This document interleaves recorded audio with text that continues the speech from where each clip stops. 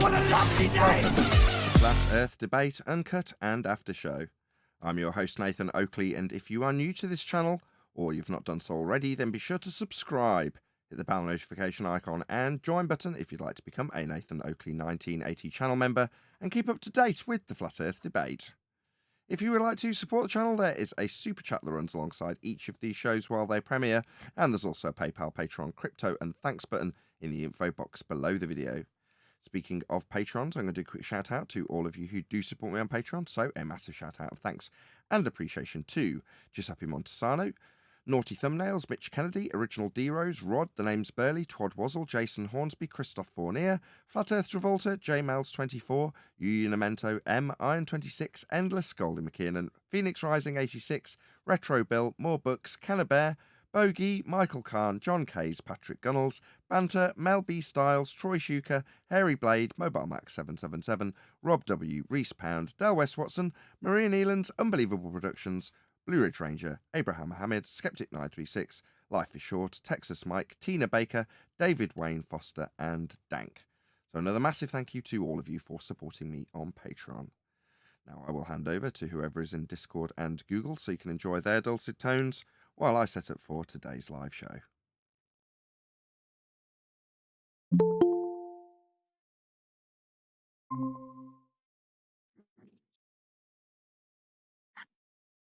Morning.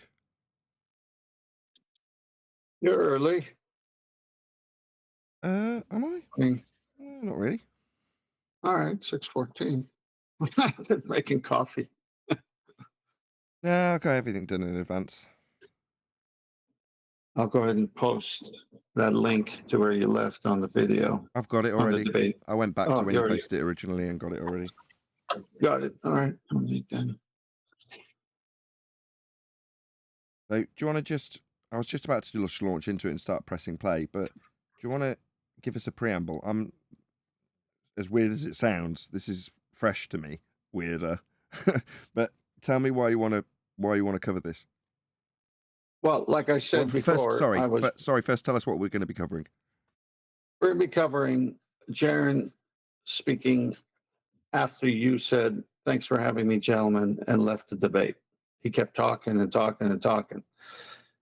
And I wasn't here for the full debate. I had to rewatch it because I had other things I was doing. And so I caught the end of it live. And then when you left, Jaron just kept talking. So I kept listening because I knew I was going to, go back and listen to the whole thing. And it was, to me, he revealed so many things when he was alone, just talking to the host of the debate forum, that I kept saying, man, you don't even need Nathan to debate. He's losing by himself, debating himself, just explaining it. And so I was typing in chat, and I even ended it, "Hey, thanks for recording this. This was excellent," meaning that segment of him alone. My son walked through the room a couple of times, heard that part where it was just Jaron talking, and he says, "Wow, that's weird." And I go, "What?" And he says, "Sounds like a sore loser who keeps talking." And I go, he didn't even hear the debate, and he picked it up. So it was like, yeah, this is good. It's very telling when people keep talking and talking and talking. We make a case, you're done, it's over. But not in this case. And people calling. Thank you for being here, Nathan. Sorry, he dipped out. I guess he just left. I mean, surprising that he went that long.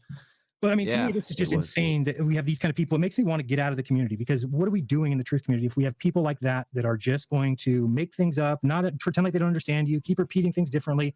It's all just a disaster. Anybody who watches my show knows that I have a list of reasons why Nathan is a scammer. Why I have that commercial that I play that says, I am Nathan Oakley and I am always right. I destroy my opponents by muting their mic. There's all those reasons are why it says he's a scammer. In there, it never says in the song, "Oh, saying science proves things when it doesn't." There's many other things, but one of the reasons is because he'll never go back on what he said. Like, how can he not just see what I'm saying and go? Do you want me to pause you, or you just want to play? No, you tell me when to pause, and I'll pause if you've got something to say. Oh, yeah. Well, go back to the beginning, because right there he projected himself on you at the very beginning. You have to start all over again. I'll tell you where it was. because there's so much of it. If you can't vaguely remember, don't worry too much. No, I know it's not that I don't. Well, it's just important that we hear it again since you're right there. I won't do. I didn't know if you wanted me to pause you or not, so that's why I just waited. I thought you were going to pause it. Okay, It you was want me to that- go back 10 seconds? 10th. Yeah. Or just go back 15 because I let it play on. That commercial that I play that says, I am Nathan Oakley and I am always right. I destroy my opponents by muting their mic. There's all those reasons are why it says he's a scammer. In there, it never says in the song, saying science proves things when it doesn't. Stop. It was before that, but he was just projecting. People could hear it. Gosh, I just want to hear him say it again. Just go back to the beginning, please. Join the flip side with the new Samsung Galaxy Z Flip 5 from Currys. He's right. It's insane that we have these kind of people. It makes me want to get out of the community because what are we doing in the truth community if we have people like that are just going to make things up, not pretend like they don't understand you, keep repeating things differently? It's all just a disaster. Anybody Stop. That was self-incrimination. He didn't understand. He made things up. It was just so obvious. who watches my show knows that I have a list of reasons why Nathan is a scammer. Why I have that commercial that I play that says, I am Nathan Oakley and I am always right. I destroy my opponents by muting their mic. There's all those reasons are why it says he's a scammer. Pause. You don't Back when mute the Nathan Oakley mic kept because saying you're- things like science proves this, science proves, I took him and said, Nathan, science doesn't prove anything, right? It does. Then it was never proof to begin with. Right, but we did the testing to get to that proof. I said, Nathan, science doesn't prove anything, right? Proving your statement as true. A causes B. We proved the null. I said, Nathan, science doesn't prove anything, right? We proved the null. Yeah. I'm sorry. If we I got prove the null, we prove that A doesn't cause B. Correct. Yeah. I said, Nathan, science doesn't prove anything, right? But our test proved that. It's clearly a lie, but they keep saying the same lie over and over again, right? That's how you know you're being scammed. So back when Nathan Oakley kept saying things like science proves this, science proves, I took him and said, Nathan, science doesn't prove anything, right? Like, yes, it does. Science proves everything. Like, no, science can't prove anything. It's impossible because you don't have all the parameters. He wanted to argue with me about it. So they keep perpetrating or perpetuating this lie. A will cause B and A won't cause B. Both can't be true at the same time. Only one can be true. Because to have A cause B and A not cause B isn't possible. Do you understand?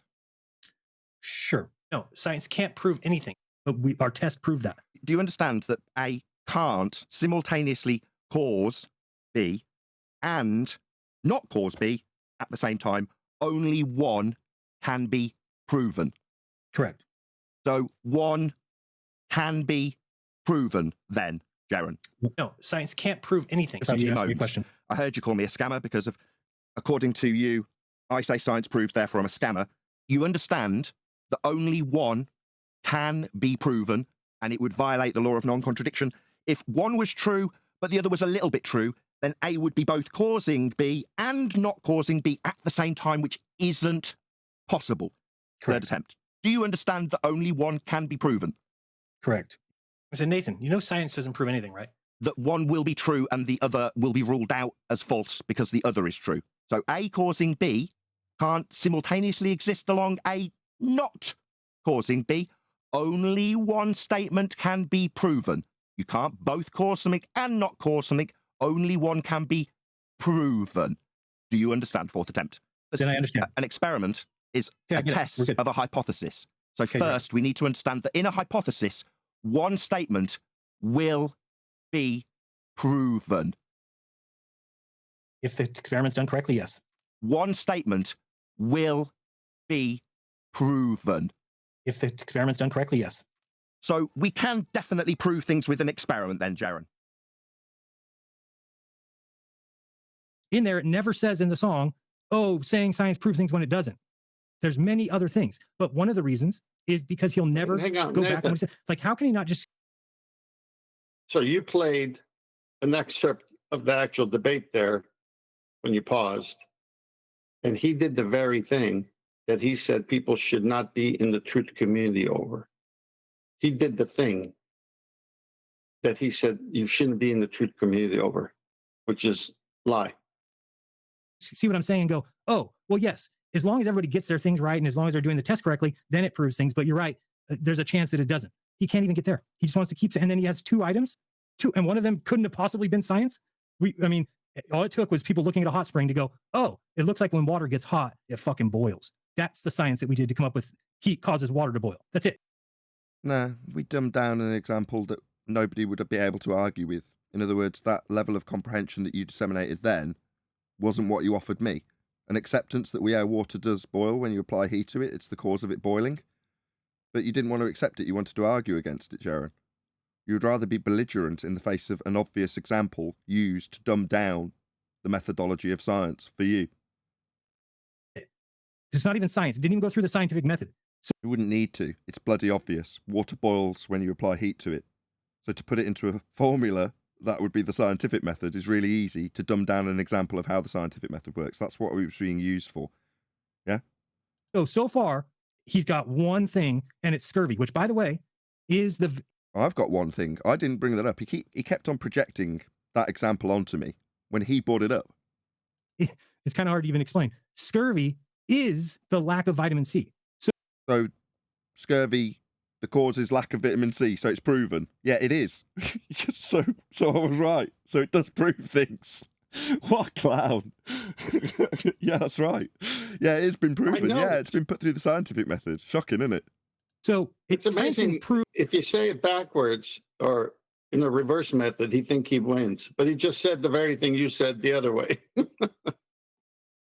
Oh, yeah, it's bonkers, isn't it? Good morning, guys. Good morning. Morning. Prove anything, the symptoms that the person was having was due to the lack of vitamin C. Just because we named it, oh, we'll call that scurvy. And then they went and did some testing and then say, oh, lack of vitamin C causes scurvy. No. Scurvy is the lack. What? No. Yes. What's he talking about? Yes. Yeah, that's right. Lack of vitamin C is scurvy. That's right. It's also known as a vitamin C deficiency. In other words, if you don't have vitamin C, you get the effects we call scurvy. It's a cause and effect relationship. Yeah. That's the point. Lack of vitamin C. So we just named it that. I've talked about it before, that if we didn't know that, my finger was hurting real bad, I was like, oh, my finger's hurt. I don't know what's wrong with it. And we said, let's call it ow finger. All right, it's ow finger. And then one day we get an x-ray and we look in there and we're like, oh shit, your bone's broken. So then did science prove that, oh, ow finger causes broken finger? Wow. What? Great example. No, that we just named it ow finger. Really what was happening is a broken bone inside there. So we're giving things to science that doesn't even belong there. The scientific method is fantastic, but it's never going to reach the truth. And he wouldn't even, he's so dishonest. He said in his show the other day, he's telling people that are like, oh, but the thing could change. He goes, no, it'll never change. It can. If you have a broken finger, do you go to a scientist or a doctor? I don't know. Never change. What's that all about? I don't know. Something, that's it. That's the most ludicrous statement ever. To say that once something has been proven, that's it, it can never change. Who are you? Who is doing the experiments? Jesus? Jesus and Mary are running some experiments? Because that's about the only two people I'm going to allow that freedom of saying, okay, that person probably did everything perfectly, and that person took everything into account. No, otherwise, you'll never get. You see that whole. First is God and Jesus.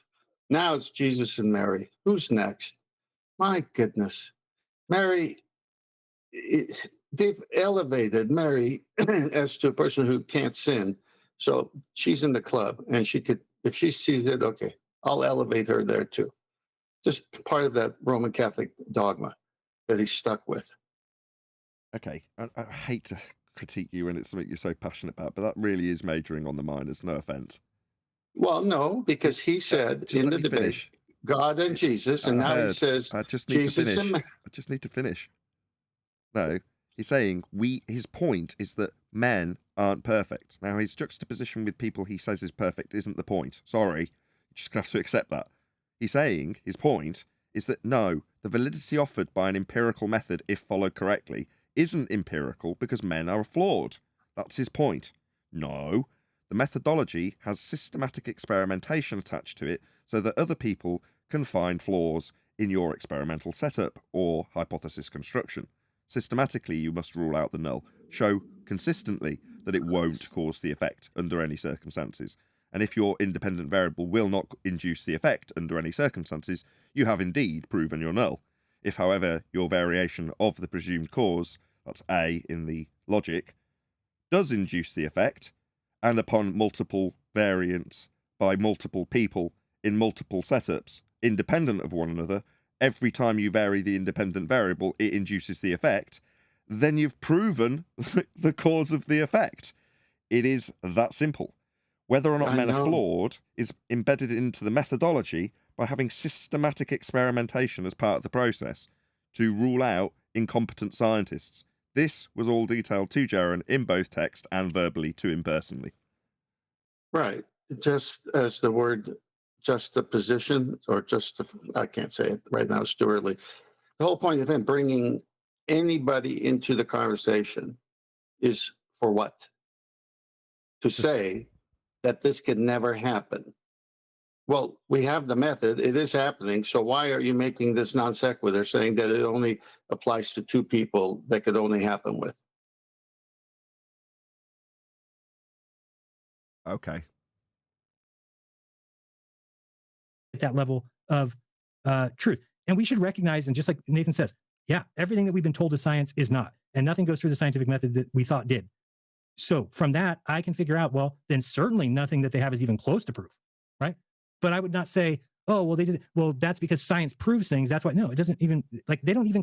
That's why they hijack it. That's the purpose. So because science proves things, charlatans use the word of science to claim that they've got proof. Because when you say, I can prove that scientifically, like Dave Weiss does, people prick their ears up and think he's proven something. Now, when he says the angular size is too small, you can prove that scientifically. No, that's not a cause and effect relationship that you'd put through the scientific method to end with empirical evidence at the end of it. Dave just doesn't understand what science is either. But Bob saying that science is known as ether prior to his death was the same exact instance that Jeranism just described. Yeah, so we now know that people saying science haven't necessarily proved things. Right, yeah. There's plenty of people from Globebusters who go around, they've proven this and that with science. You know it and I know it. That's why I'm being called a scammer. Because the moment you accept that science has validity to be offered, if you follow the method, suddenly everyone's going to start asking Dave Weiss for his method for proving angular size is too small, and he's going to look really stupid. Isn't he? And Bob knew he would look really stupid if we asked him, what's your hypothesis for the ether being proven by science? And he hasn't got one. Then he hasn't also been through the scientific method. Now, there is a definition, the one that Jaron said was copy and paste, that I gave to Jaron. The definition he said was copy and paste, and was, from Oxford Dictionary, was for pseudoscience. The application or belief where no adherence to the scientific method has taken place. That is the definition of pseudoscience. Well, that is what your claim of science becomes if it hasn't been through the scientific method. So everybody around you that you're protecting by claiming I'm a scammer suddenly is what? Not guilty of using these magic words like hypothesis and experiment and science to say they've proven things when they haven't been through the method. Suddenly they're going to look like they're charlatans and scammers and frauds and liars. It's because they are. What's that? They didn't realise that they weren't proving a damn thing when they said science. Oh, right. Well, then they shouldn't have said it. Their own ignorance is no excuse. They've deceived people with their ignorance. They just needed to keep their mouths shut rather than claiming that they've got science to prove ether, or science to prove counter space, or science to prove incoherent dielectric acceleration, or science to prove angular size change. It's all bollocks. And you're suddenly in the midst of this now, aren't you, Jaron? Because everyone around you's claiming they've got science for, quote, according to Jaron, this and that. Yeah, they are. But they haven't got any, Jaron. That's the problem. That's why you've got to call me a scammer. Because it exposes everyone around you that's lying about having science when they haven't. Not limited to David Weiss. Now, David Weiss, I have personally invited to be educated in science. Not just once, recently in the last couple of days, but multiple times. And in his arrogance, he has declined. When I, on one occasion, started to explain the scientific method to Dave, he shut me down. Very shortly after, everybody chastised me and castigated me out of this community by saying I'm a scammer. Why? Well, because Bob hadn't been through the scientific method and I'm teaching people how to recognise pseudoscience. As soon as people recognise what pseudoscience is, they'd recognise Bob is applying it. That's the problem here. That's why I'm a scammer. Let's be brutally honest about what's actually happening here. The real reason Jaren's calling me a scammer is because if he shuts me down and makes people think that science doesn't prove anything, no harm, no foul when Dave is shown to be a liar because he hasn't got any science for anything he says he's got proof of. Quote, Dave Weiss, you can prove that scientifically, end quote, on the subject of angular size change. Now, Dave doesn't know what science is. He won't have a hypothesis, and his claim, that's garbage, doesn't make sense. Hasn't been through the method and can't. Right? What does that do for Dave Weiss? It exposes him as a bloody charlatan is what it does. It shows that he's just using these words to trick people into believing he's got what he says, which is, quote, proof. He hasn't. He's got his little stories, and he might be able to demonstrate them as true, but instead he leans on the magic word of science to say he's proven it, because it lends a lot of credence to the words he uses.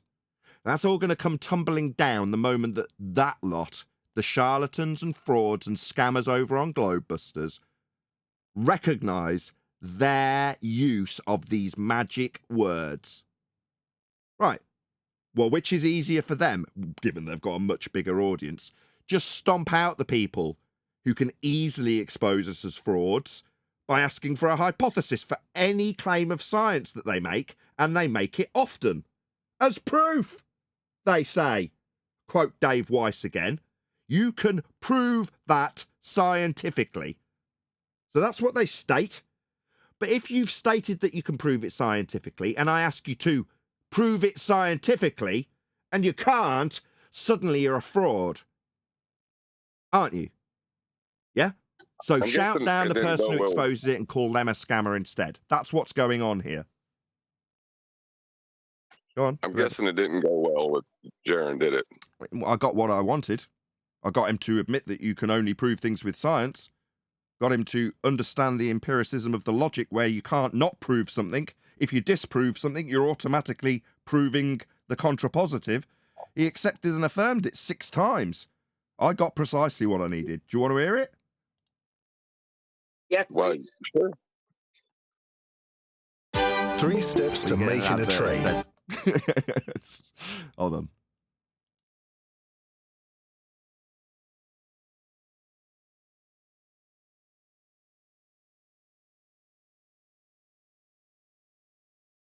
Back when Nathan Oakley kept saying things like science proves this, science proves, I took him and said, Nathan, you know science doesn't prove anything, right? It does. Then it was never proof to begin with. Right, but we did the testing to get to that proof. I said, Nathan, you know science doesn't prove anything, right?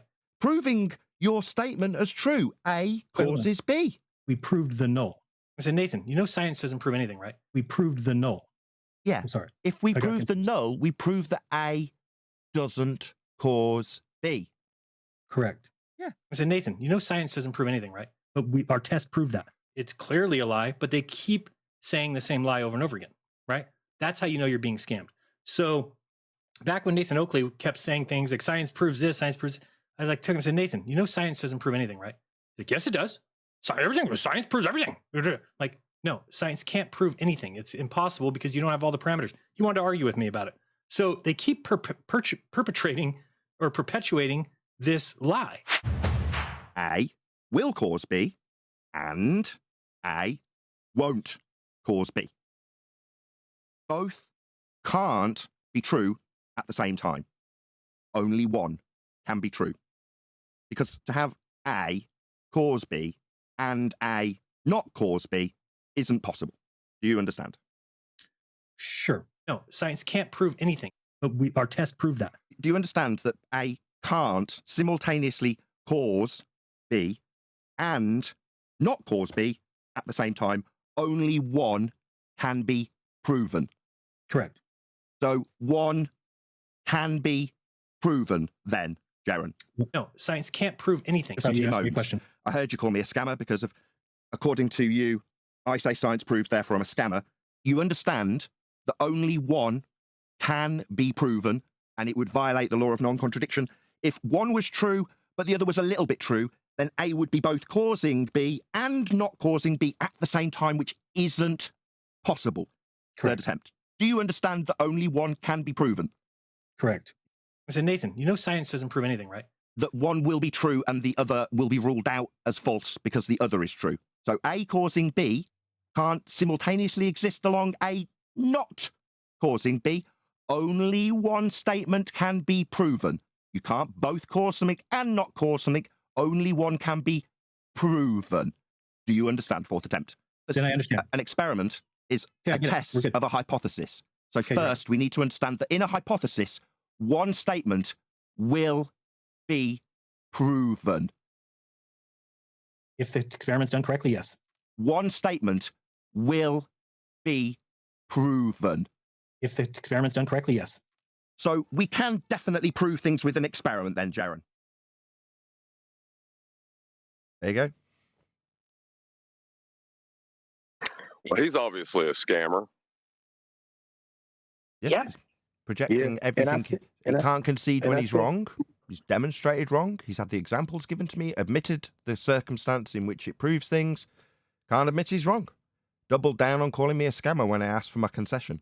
That's why I left. And I stand corrected because No, no, quite the contrary. Even though I can edit together him conceding that science proves things, or in the case of disproving, automatically proves something else, because that's embedded in the logic. I took him through it 6 separate occasions. He conceded that he that he understood, because he couldn't not understand. It's empirical logic. How can you not understand it? He had examples given to him, and he went through how the method proved those examples. Upon having it demonstrated to him, he said it's as close as we can possibly get to proof. That was as good as it got when he actually had to, on the ropes, admit that, no, you can't prove something and not prove something simultaneously, violate the law of non-contradiction. Well, it's the closest we can get to truth, was his answer to that. You're like, okay. He thinks things can change down the road. He's like freaking all those guys over at the ball sides.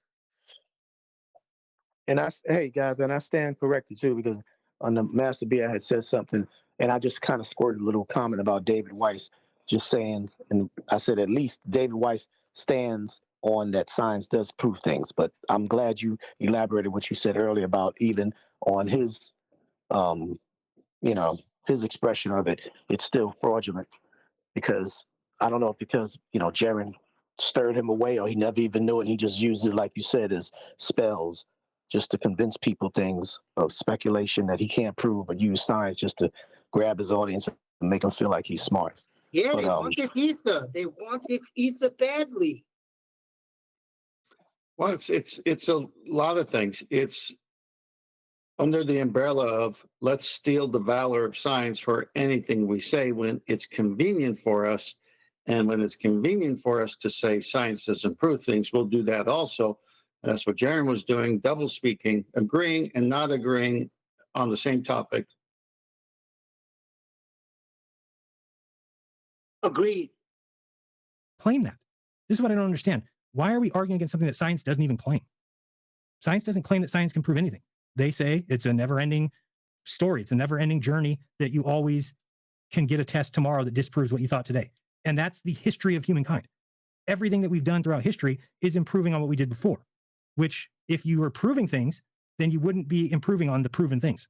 But we're always going to improve. And everything that we think we know today will be different. Will be different tomorrow. So I kept playing that video. I want to play one real quick video. Yeah, he's an idiot. No, he said they say. Well, first of all, who's the they? Second of all, who's said over eons of time and overturned that heat causes water to boil? Who's overturned that? Changes over time, he says. Yeah, but 10th, you better have more than 2 things if you're going to claim science proves things. No, that's his position would be to say that, let's say you vary and manipulate the heat of the water and induce boiling. So you affirm your alternative hypothesis A, that's the variation of heat, will cause B, that's water boiling. So your null, variation of heat, will not cause water to boil, is ruled out, cross through, and then a tick next to your alternative hypothesis. Right? He's saying, no. What if I do hold temperature constant and I vary pressure and induce boiling?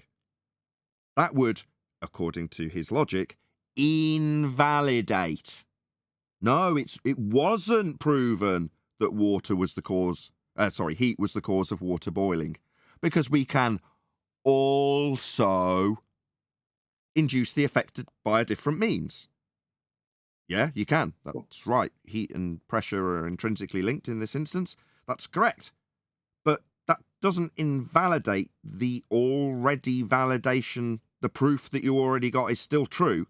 Variation of heat still causes water to boil. Just because you can induce the effect by a different means doesn't mean you didn't prove it by way of an experiment.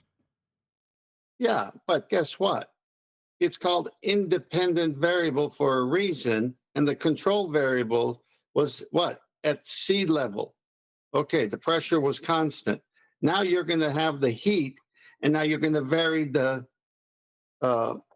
pressure, which means that becomes your independent variable, not the heat anymore. Perfectly acceptable. So you want to hold constant heat and vary an independent, on its own alone, variable of pressure to induce the effect by a different means. That's a new experiment. How exciting. Maybe we will, as Jeran describes, progress humanity with greater knowledge.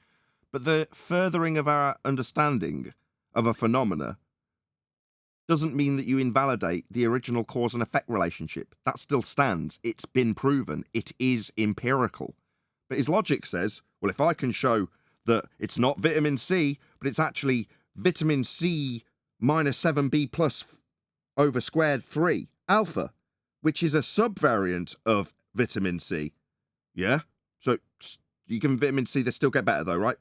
That's not been invalidated. So his logic says if we can advance our understanding, then it's invalidated the original cause and effect relationship. In the case of scurvy, they gave them citrus fruits, not vitamin C, but when they applied the vitamin C via the method of citrus fruit, it still had the same effect. Refining your understanding to the exact thing in the citrus fruit doesn't alter the original cause and effect relationship. Doesn't mean that if you give people vitamin C via their bloodstream intravenously, as opposed to orally when you eat a bloody orange, it doesn't alter the effect. It just means you understand better how to introduce vitamin C into the bloodstream quicker. But the original cause and effect relationship has still been elucidated and still stands true, even if you refine your understanding. You've still proven something. Yeah, he can't recover from this. I'm sorry. If you're still following Jeranism, you're a moron. I have here, and then I'll be done. Sure. Let me find it real quick. Just because. Yeah, take your time. It did seem like you guys were kind of coming to a nice middle ground there for a minute, and then kind of started coming unwound again. It is late for Nathan. I'll just mention, for everyone it's late for him, so maybe he's just getting tired and and the whole you're interrupting. I mean, that thing just to me is just. I mean, this is. Good. Nathan, what minute mark are you on? 2 hours and 11 minutes, 8 seconds. Okay, just keep that in mind, write it down, or keep it to memory, because he says after this I'll be done, and watch how long he goes. This is what the guy does, and so he's so upset that I'm doing it to him that he has to keep calling it out. Well, doesn't he realize that that's exactly what he does? And then he said, "Oh, this is projection." I've never done that on my show. So I mean, think how backwards that thinking is. How backwards it is to quite literally do it yourself, have it pointed out that you are doing it. That is literally just projection, Jared. That's what that is. You're saying you don't do it on your show. You've just done it by example here, to me. Fundy mute me, constantly talk me down so that the audience can't hear my examples that prove you wrong. That's called fundy muting. But what, you're going to appeal to, that's what I do. No, I didn't do that to you, Jaron. That he does it every day. Then I come here and say he does that every day. Again, a lie. So did I do it to you? No, I did not. So when you say I do it every day, what, did I do it to you? No, you did it to me. Fundy muted me. Okay, is this an argument? Does this prove that science doesn't prove things? And if I'm doing it to him, Nathan, and he's like, Nathan, oh, see, he's doing. Yeah, go ahead, D.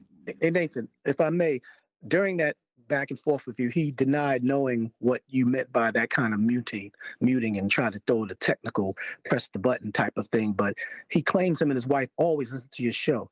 And I'm pretty sure he's heard you say to Rumpus and Ruhif, stop muting me, you're rumpusing me. So he lied during this thing, saying that he didn't know what you were talking about, and he's not doing what you're claiming he's doing.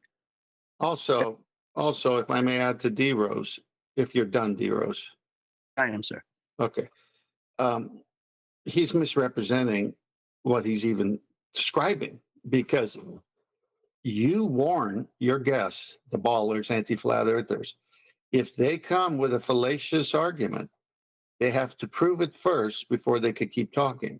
And when they don't, that's when you overtalk and mute them. And then you give them a chance, actually. You say, look, I have to cut you off because you are using fallacious reasoning. You need to prove what you're saying first before I let you talk. So do you have proof for Earth rotation first? And then you could say what you're saying. Now, what he's doing, Jaron, he knows we don't tolerate fallacies. He knows that if he's listening to the show. But now he's going to misrepresent what you do with fallacies as you're funding muting everybody, that you're insecure, you got to control the mic. It's so disingenuous. It to me, and therefore, there's just a big problem. No, yeah, I'm doing it to you. And if you have such a problem with it, how do you not realize that's what you do? So, yeah, you're doing it to me. So you admit that you were doing it then, Jaron. I see. So you even affirm that you are projecting it directly onto me. I see. How interesting. Every day. I don't do that every day. Go find one show where I act like this. So by that logic, just go into a prison and start stabbing people, because they're all murderers. They're murdering people all the time. So you can just get away with stabbing everyone, right, Jaron? That's the logic. Really? By your standards, you claim I do something, therefore you will do it. That's the justification. I see. You're not going to find it. It's not the same. It's not the same because, people stood trial for their alleged crimes, right? He just made an allegation and became judge, jury, and executioner, justified it, and then is frustrates me to the point where you're like, how could you just be so? And the reason why, in my opinion, again, these are just signs to me of a scam. Whoops, I don't know how that happened. Sorry. Do you want to start that again? I didn't intend to press the play button and on top of you. That wasn't my intention. I don't know how that happened, actually. I'm just saying, the people in prison went through they went through a trial, and he's being judge, jury, and executioner in his statement. That's not acceptable. Not only is he being judge, jury, and executioner, he's then going on to immediately commit the crime and justify it by pointing out that he's just beheaded someone for doing it. So I just chopped that man's head off for doing it. So it's perfectly reasonable. I do it now. Okay? But you're saying, no, the person you executed, you didn't actually demonstrate did that, and they didn't do it to you. Nathan, he was being fed as well. And I have a funny feeling that it was Whitson. There was no eye contact. He was staring down at that computer. Trust me on this. Shifted 60 was in the background. No, I won't trust you on it. Remember that he really needs money, and he doesn't want to ever admit that he's wrong. So he's not going to. And that's a problem for Flat Earth. We do not need an echo chamber that has no globe or input at all. There's no globey going over there and correcting their mistakes or total lie. Get plenty of concessions. Saying things that they maybe got wrong. It's just them allowed to free reign and pat. That's not true either. Pat each other on the back and say, oh, you'll need a flat baseline for that. To do what? To get an angle to a star? Let's pretend we live on a sphere. Could you get an angle to... Sorry, why would a flat earther be begging the question of a sphere-shaped Earth when the GP position on his tangent he's about to launch into isn't a ground position? So I don't really get it. I don't get why Jaron's telling his audience, Just listen. You can assume you're on a sphere in this instance. You can. So it works. So is he convincing his audience he's on a ball or on a flat earth? Because at the moment he's about to launch into how you can do elevation angle measurements off a flat baseline, off a curved baseline, when the GP doesn't meet the ground position of a tangent. So he doesn't understand the argument, and he's about to chastise me and tell the audience how you can do it on a ball. What the fuck? It's To that worse than star? not, Nathan. Yes. It's So worse is it than correct to not, say Nathan. you can't do celestial navigation on a sphere? No, that's false. It is false to say you can't do celestial navigation on a sphere according to Jeren. Just so you're all aware, when you give him money, he's telling the audience that it is incorrect to assert that you cannot, which you cannot, do celestial navigation on a sphere. You can't. On a sphere. If you knew the argument, he might have just about got away with that by saying in a sphere, on the equatorial plane. In a sphere. But on a sphere, you can, as Jeren details repeatedly, on behalf of Toon, I might add, a baller, his argument that he echoes for Toon that you can take a tangent. No, you can't.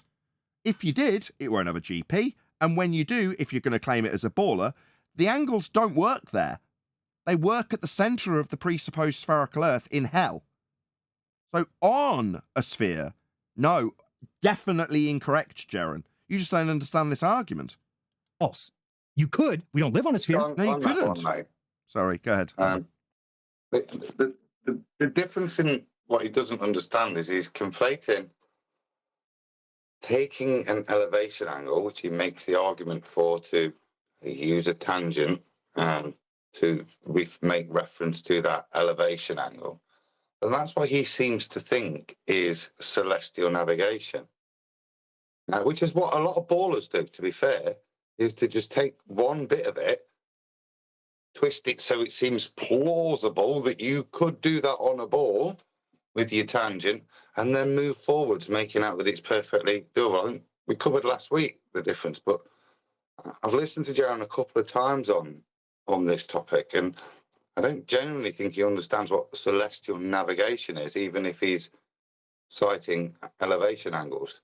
Again, it's a bad comment made out of ignorance from him, but I would point that out to him. That's not celestial navigation, Jeren. That's just taking an elevation angle.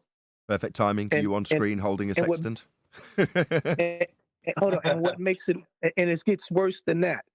Did you see his own diagram? He literally drew flatsoid exposure. He literally drew the dingleberry, whatever y'all call it. He drew the tangent line on top of a sphere curved surface and said, this is legitimate. Yeah, but right. Hold on a sec, though. I just covered that. Hold on, John. I just covered that, though. No, it does not work that way on a sphere. Yeah? Your derivative flat plane measurement, which they'll call a tangent, still does not work. It has to be transposed to hell on the equatorial plane. Go ahead, John. Yeah, I was getting ready to say, saying you can get an angle to something is not getting the angle from something. So that confusion about what to and from means, those simple little prepositions that everyone understands, confusing those two is where their argument lies. It's just not understanding what a preposition means, and that's embarrassing, if you ask me. Yeah. We've got a breakdown in language. I mean, literally, that's what we're dealing with. People who don't understand the words that they're using. But to say that you can't is just patently absurd. And the guy says it every single day. And now every chat I go into, every Telegram chat, every comment section, there's somebody saying the same thing. So that's the problem, isn't it? That's the real problem here, isn't it? Right? When he goes into a chat. It's jealousy. I told you. Yeah, that's the real problem. They want to be on top. Okay. I get it, Jeren, now. I see. This is the damage he's doing. It's damage. Let me get it straight. Because we're not affirming that you can do it on a sphere as you say we should, we're causing damage. Just so I'm clear. So, to prevent damage, your suggestion is I go around telling people how you can do navigation on a sphere? That's what I would do as a flat earther to prevent damage, according to Jeren. I hope you all understand what's going on here. Literally dumb. It's literally dumb if you believe that again. So as opposed to going on to Ballers channels, right, conceding that taking an elevation angle is doing celestial navigation, having to concede that through your own ignorance, but then more importantly, conceding another point that this can be done on a ball. No, it can't. At best, you can tell them that the real life level they're going to ascertain through the horizon, they may be able to draw that flat plane that they're going to do the navigating on, and they may be able to stick it on top of a ball. But they never actually ascertained the angle by taking a tangent from the top of a ball. They just took a horizon or a plumb and got it. The only time the ball comes in is in your imagination and afterwards when you're drawing on it. Yeah, Jaron's happy, to attack us in front of ballers whilst being interviewed and use that as a point of his defence that he concedes that it can be done on a ball. And if I was to ask him what, he would only be able to say elevation angle, because that's the depth of the knowledge and the critique they're offering. Yeah, they're critiquing the wrong thing, or words have meanings, they're using the wrong words for what they're saying. But fundamentally, he's giving them something that they've not demonstrated. Why would you, even if you can conceptualize building that tangent, it's never been done, shown and demonstrated as to that's what an elevation angle is. And whenever you use a sextant, it's clearly not using that principle of a tangent on the top of a ball. Yeah. Good morning. Good morning. Wow. Good morning. I think 10 went to get some coffee. Some people stepped out. Wow. I thought I'd warmed everybody up so beautifully in the intro. It's about the third time I've said this in a row. Let's try that one more time. How you all doing? Good morning. Good morning. Horrible. Bloody hell. Feel like a host at a crap holiday camp. Okay, well, let's do some housekeeping. Hopefully that'll get you in the mood. Any evidence of a physical geometric sphere edge? That's a horizon, aka tangent point, formerly known as Earth curve. I have something. It's the differential between eye level and sea level as you raise in altitude on a flat Earth. That would be your eye level. On a flat Earth, when you calculate the difference between a horizontal line of vision and a horizontal plane of reference being the ground, then the differential would do what? Sorry?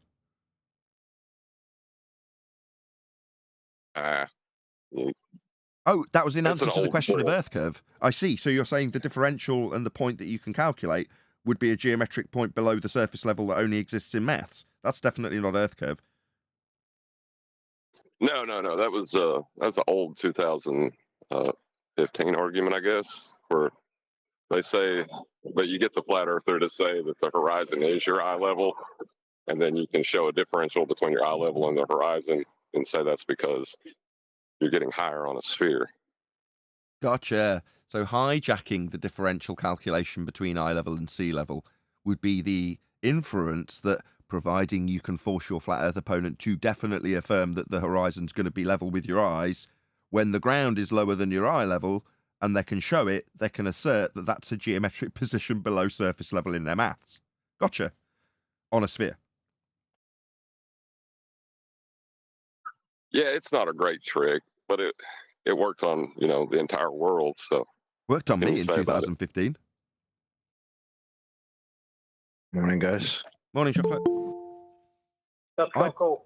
Well, it isn't cool. I beg the question of a sphere Earth radius 3959 with a geometric horizon at 1.2 times the square root of the observer's height in feet every time we dealt with the begging the question proof of nothing perspective hijacking Earth curve calculator when debating about the Isle of Man, which is to say that we lost every time we brought up that calculator because it's in the title. It doesn't have any other outcomes. It's an Earth curve calculator. It's only got one outcome. And that's to say that you've got Earth curve when calculating a differential between eye level and sea level. Well, if you would have noticed surface level in those mathematics, do you think that would have affected the just outcome? rub my nose right in that. Yeah, that's correct. If I'd have just looked at the diagram a little bit closer and gone, hang on a second, it's marked with surface level. Yeah, that's right, it is. How'd you miss that, Nathan? Just dumb. Everyone missed it. Everyone missed it. What were you talking about? How'd he miss it? Everyone in the topic hold today Nathan missed at a it. higher standard. He should not have missed that. Don't miss Neil, anything else. give You're me- making us look bad. 5 years from now, there will be something that we debated about a year ago or now that is a ball claim to be proof that we go, oh, what do you know? You need a flat earth for that. Oh, we spent so much time. And you'll go, how did we miss that? Well, essentially, any uncountered or soon to be encountered, let's just say, globe argument will require a flat earth to make the argument. That's a bold statement there. I'm making it off the back of John, and I'll blame him and say it was his argument if it fails. No, I'm only joking. Right? It's a true statement because Earth is flat, and all of the examples we've used to date required a flat Earth. Retrospectively, we're going back and looking at the arguments that we've used prior and gone, what do you know? It used a flat Earth. So, yeah, there's going to be other things, Neil. All roads lead to a flat Earth. That prior road that we happen to have been on, we didn't know it was a flat Earth road when we were walking it, but now we do. Excuse me, Nathan. Being that I wasn't there back then, could you elaborate on that specific detail? That You weren't there, man. You weren't there. Well, I would like to know. I would like to know. Because I'm oblivious to the detail. Oh, that's his question there. Hello? Can everyone hear Daryl asking his question? Go ahead, D. No, I said because I'm pretty much oblivious right at this very moment of what y'all are talking about as far as what was missed and what was the argument and the portion of the argument that y'all had missed that y'all had already. Okay, I'll break it down for you.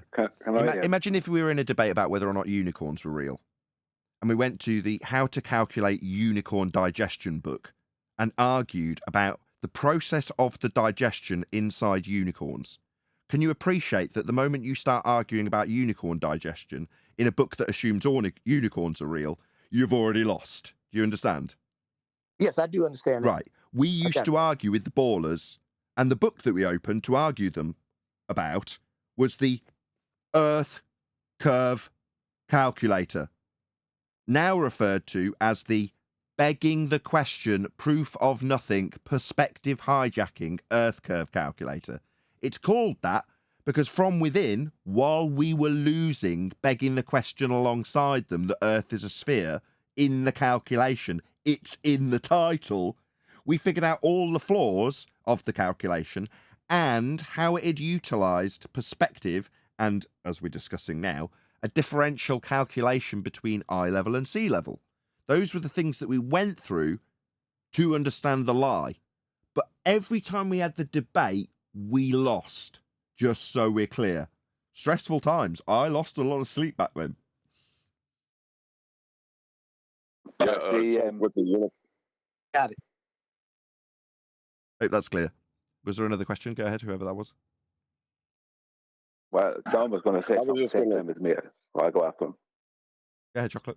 Yeah, I was just going to say that all you had to do at the time was look and see that the Unicorn Digestion book was in the fiction section of the library, and the argument would never have happened. Is right the point we're making now? Indeed, exactly. Well summarized. Go ahead, Brian. But to this day, Jaron is doing the same thing y'all were doing a few years ago. He's just feeding the beast. Right. So good point. Just before you go, Brian, I'm really sorry. Hold that thought. Hopefully you can. Exactly.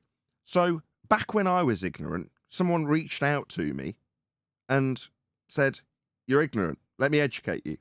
And I went, "All right." In other words, I wasn't standoffish or combative about it or defensive of the shite that I'd been spouting for quite some time. I was like, "All right. So I'm wrong about that then. Oh dear. What do you know?" So over time, that person reaching out and taking a huge chunk of their life to educate me for no benefit at that particular moment. They didn't know that I'd be going necessarily forth with their information. I could have fought them on it. Took him out Quantum Eraser in case you haven't figured out. And him disseminating the scientific method and various other things to me. Well, I could have been like Jaron and just been standoffish and combative. Why? What am I doing? Why am I doing it with Jaron? Oh, to benefit him. So he does better. So he progresses this subject for all of us, so that an audience can better understand how science proves things, so they can recognise a charlatan's claim of science that doesn't have any methodology to call it science. Once people understand how they've been lied to with science, by saying, I understand what science actually is, therefore, more importantly, I understand what you say is science isn't. And here's how. That's what we're trying to get across to people, and we want Jeran to be on side, so he can disseminate the same thing to benefit humanity and realise how they have been lied to. Once the great and washed general public understand how science actually proves things, when someone says, your hair will be shinier with Timotei, here comes the science part, they'll say, really? Is that even a cause and effect relationship to put through the method? In other words, they've got a good understanding of how they're being lied to, with magic words that make you instinctually know that something's been proven. Oh, science? Oh, what, proving things? That's what it means. It's synonymous for your average Joe. Science, experiment, theory, they all mean proof, as far as every Joe normie is concerned.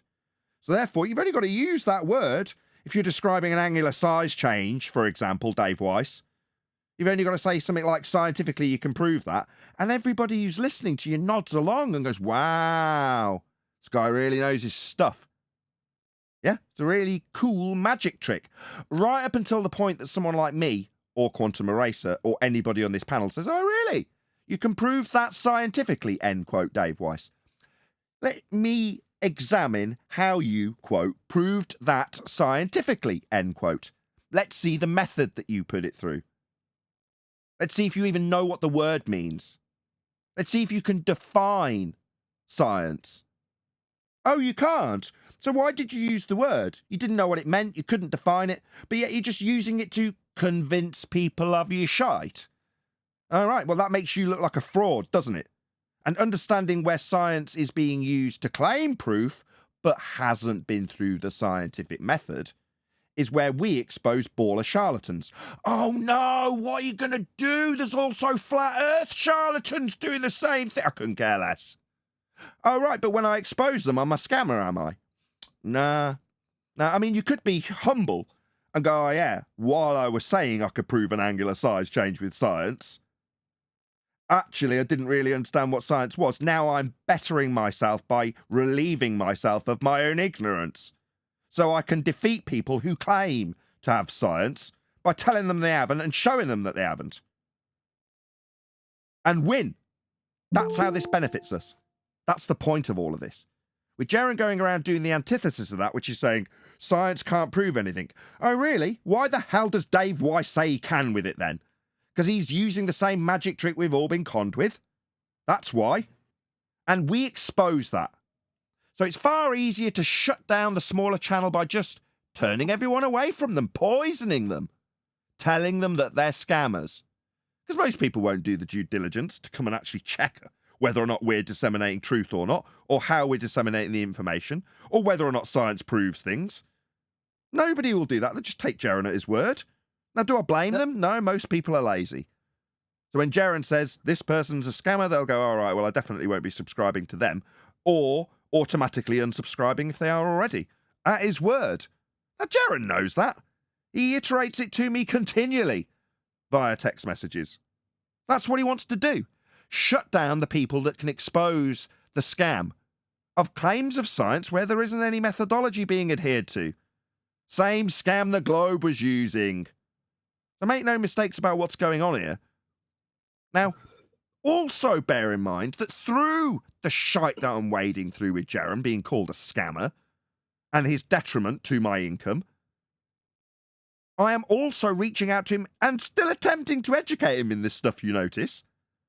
During that discussion, I'm still trying to actually help him, trying to show him where he can benefit this discussion and highlight the scammers that he's done such a good job of doing so far, but ultimately thrown the baby out with the bathwater by not recognising that, yeah, the reason everyone who's lying with science hasn't got any proof is because it was really useful to infer that they had, because that's what science does, if you adhere to the method, which most people don't, including Dave Weiss and Bob and Whitsit. And yeah, it's going to expose them. But unfortunately, that's a lesson they will learn the hard way. Tough luck. Are we here to protect Dave Weiss? Or are we here to expose the truth of Flat Earth? What's your objectives here? Because when we're hearing Jaron's objective, he's telling us how we should be assuming Earth can work as a sphere, with tangents we assume that won't give him GPs. And how it's detrimental for me to acknowledge how things will work on a sphere. That's what he's telling his audience currently, rather than just admitting that he's wrong. So he can benefit his argumentation. Not so I can gloat. I don't benefit when Jaron finally goes, oh, bloody hell, yeah, I see. By saying I've proven this with science when they haven't, everybody nods. But by me understanding that science does prove things, but they haven't been through the method when they claim it, I can call them out on it and show where they're charlatans and fraudsters. But oh no, that's a double-edged sword, isn't it, Jaron? As I found out very quickly. Yes, suddenly you find that that sword cuts both ways. It doesn't just decapitate globers who claim that they've got science that they haven't got any validity or methodology to back. It also chops flat earthers' heads off. And that's the sword that I've just passed to you, Jaron. And everyone's seen it being passed to you. And I'm telling my audience that I'm not going to give up on you and your ignorance of science. I will persist. So that you can better yourself in the community that we all love. I'm done. Okay, Just well, so you know, I found a citation for the scientific method. I just want to make two notifications. One being, I'll make it quick. Like David Weiss saying it completely different. These guys don't have a group culture of correcting each other. They don't do that like we do. We do it with everybody. We do it with each other. They don't do it with each other. If they disagree, then they agree to disagree and they don't address it anymore. So it's not surprising that they have completely different remarks they're making and they're being inconsistent with each other, even though they're supporting. Okay, I'll get you, Owen. We'll come back to the double standards and hypocrisy of Jaron later. But Bob, about to call you Paul. John's got something to say. Go ahead, John. Yeah, my son recently brought his science homework home. He's in 6th grade. And guess what it was on? The scientific method. Yes, sir. And it made sure to make the distinction between quantitative and qualitative. It walked through cause and effect reasoning. All the stuff we cover is there. This information is not hidden. It's just not cited because you're supposed to know it before you leave grade school. There's more to it than that. Once you understand at that age, right, that science is proving something and they drill it into you with all of the methodology, you quickly forget, you move on, you're young. So although it will stay there because you've had a lesson on it, enough to keep it in your mind, it's not something that you're going to keep in the forefront of your mind beyond the conclusion that science can prove things. So then, like I say, when you, 15 years later, hear someone in authority with a white coat say that they've proved something with science, you don't necessarily say to yourself, I remember my 6th grade lesson about cause and effect reasoning and independent and dependent variables. No, you're not going to do that. Do you know what I mean? That's why they teach you early enough to understand that it's proving something, but not so late that you will retain it to challenge someone that doesn't actually have that methodology. So, yeah and no. But your point was more valid than my critique. It's more of an add-on than a critique, actually. If you want a live demonstration of what you and John just went over in Master B, AI Overlord has a 55-second clip of Jaron doing it with Theo Megaworthy. That's worth interrupting our thing just to hear that, and then go back to our video again. Message from AI Overlord for Did Nathan. Adam have something to say? Can just give us a sec. For Nathan's attention, quote, Jaron tells guest point of science is to always be wrong. Okay. Indicative of your intelligence, like globe earthers think that you're smart if you take every bit of your beliefs from somebody else. They literally do not have any beliefs of their own. I mean, you don't need to ask Simon Dan one question about one belief, because all you need to do is look in a physics book and whatever it says is what he believes. To me, there's no more worthless existence than that. If I literally had no beliefs of my own, I believed what science said, and that was it. I mean, what a joke. Science has been proven wrong over and over. That's the point of science. It's always wrong, and it always will be. And it will always only get us closer to the truth as long as you have people telling the truth. But we have people now who can get away with gross lies. Look what happened with COVID. Okay. You say something Well, about... I was just... That's pseudoscience, stupid. Science doesn't say anything. No, it's not got lips. That just demonstrated, sorry, John, just let me finish. That just demonstrated why they teach you in 6th grade. And then later, when you know it's a proven method, they lie to you by citing it, but never going through it. Well, the thing is, right, you can find 1 + 1 = 2 in any math book for children. You're not going to find a book in college or in a mathematics journal that's going to tell you that 1 + 1 = 2. To ask for a citation of it is so ignorant that you know, what, I have to take you back to grade school to make you understand this? No, that's not my job. You know, the fact that that's having to be done should be more disturbing than anything else. Okay, so in the pre-show, we were covering a bit of Jaren's excerpts after I'd left the discussion. So about 2 hours in, if you want to go and check it out. So that's what we were doing in the pre-show. We're going to continue listening to Jaren's remarks because they are, as 10th Man suggested, very telling. Can't get elevation angles from a curved surface. Well, the way that they say the globe works is that there's no place that we're standing that is curved to the point that we can't take a tangent and say, we don't even need to take a tangent. You're standing on the earth. You look at... So this was already highlighted by John earlier, but I'll just reiterate John's point from earlier, right? We ask in the housekeeping questions, if you pay attention, whether or not you can get an elevation angle measurement from a curved baseline. Just going to say that one more time. We ask in the housekeeping questions whether or not you can acquire an elevation angle measurement from a curved baseline. Now, what Jeren has just gone on to detail is McToon's argument in respect to presupposing a spherical Earth and utilizing a tangent to the presupposed curved Earth. That's what we're having as a rebuttal in regards to how you can, because Jeren is currently appealing to his audience to understand how dangerous it is to not concede that you can do celestial navigation on a sphere. And he's appealing to his audience in regards to my declarations of how you can only acquire an elevation angle measurement from a flat baseline as being, quote, dangerous to the community.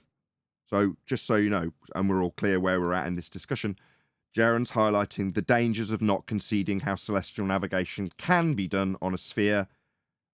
He is, in fact, a flat earther if you are unaware who Jeren is. Believe it or not. Look up at the star. Oh, it's at 45 degrees. They're claiming that you can't look up at something in the sky and say it's 45 degrees unless it's flat. Well, that's correct, because 45 degrees is an angle. One of the lines, the baseline, is straight and flat and cannot curve, or it would not be an angle.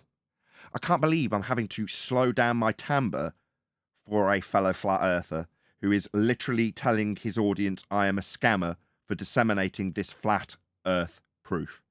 I can't quite believe what has become of this community. I can't quite believe it. Yeah, Nathan, this was the other thing that I wanted to mention. Oh, shit, chocolate. Sorry. This the other part is that people like Jeren, when they get desperate enough, they'll throw anything under the bus for a short-term win. It's just the way they roll. It's really sad and pathetic, but it's more about the win for them than about upholding truth or a truth about something on the long run. And that's the real problem that we get to face when we put them in the corner. Yeah. No good deed goes unpunished. They're throwing the win under the bus. Like the win itself. I mean, while we have Globers coming in here telling us all about how they need a flat plane, they're using a flat plane to get elevation angles we got Jared telling them, no, you could use a sphere. Right. What are you talking about? The only reason, the only reason we say we use flat, so he must then oppose us because everything we say is now wrong according to Jaren, because it has to be. the only reason he's having the discussion with Toon in the first place is because we've highlighted this flat Earth proof. So Toon, rather than coming here and facing the music, has gone to a weaker opponent that doesn't understand the argument to try and get around it, to circumvent the position that we put forth. Well, because Jaren's had his ass handed to him by Toon, he's decided to disseminate to the audience that we should be understanding the dangers of not recognising where Toon handed him his ass. Okay, that's what he's basically saying. It's nuts. This is what our communities come off. Rather than recognising and understanding a flat Earth proof that's stone cold and used daily, he's telling his audience how dangerous it is to not recognise how smart Toon is with the information Toon gave him about how it can be done on a globe when taking on the back of what Chocolate said. Go on. Wow.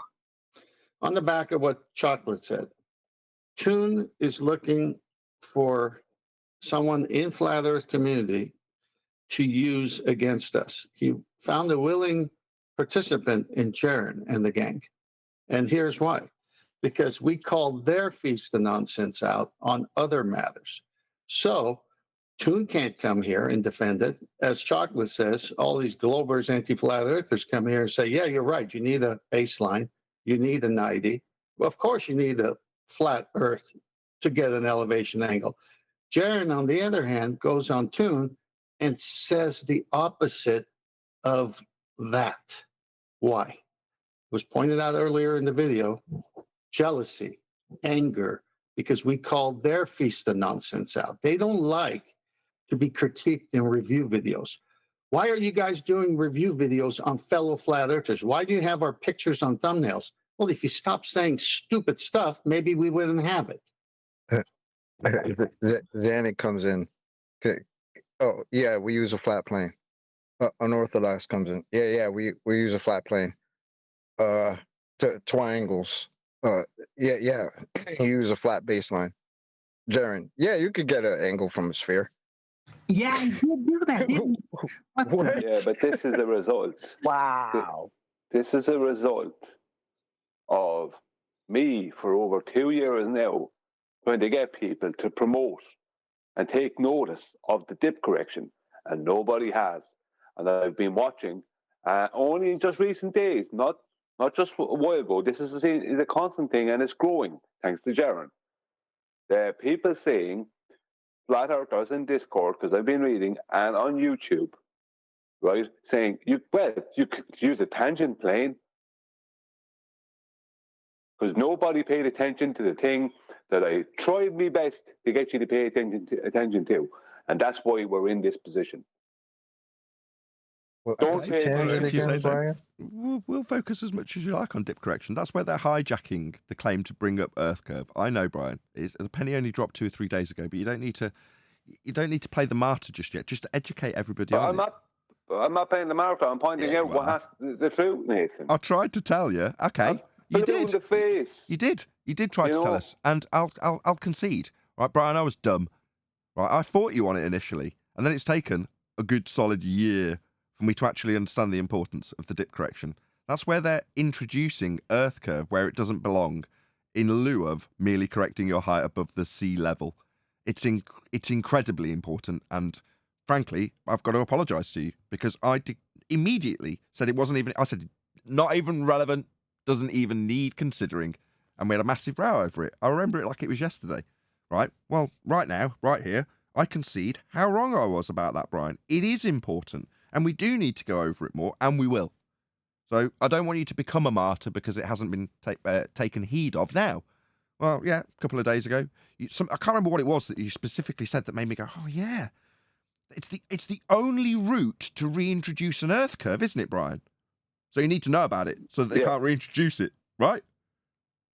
Yeah, because what they must do is add in a correction that doesn't exist.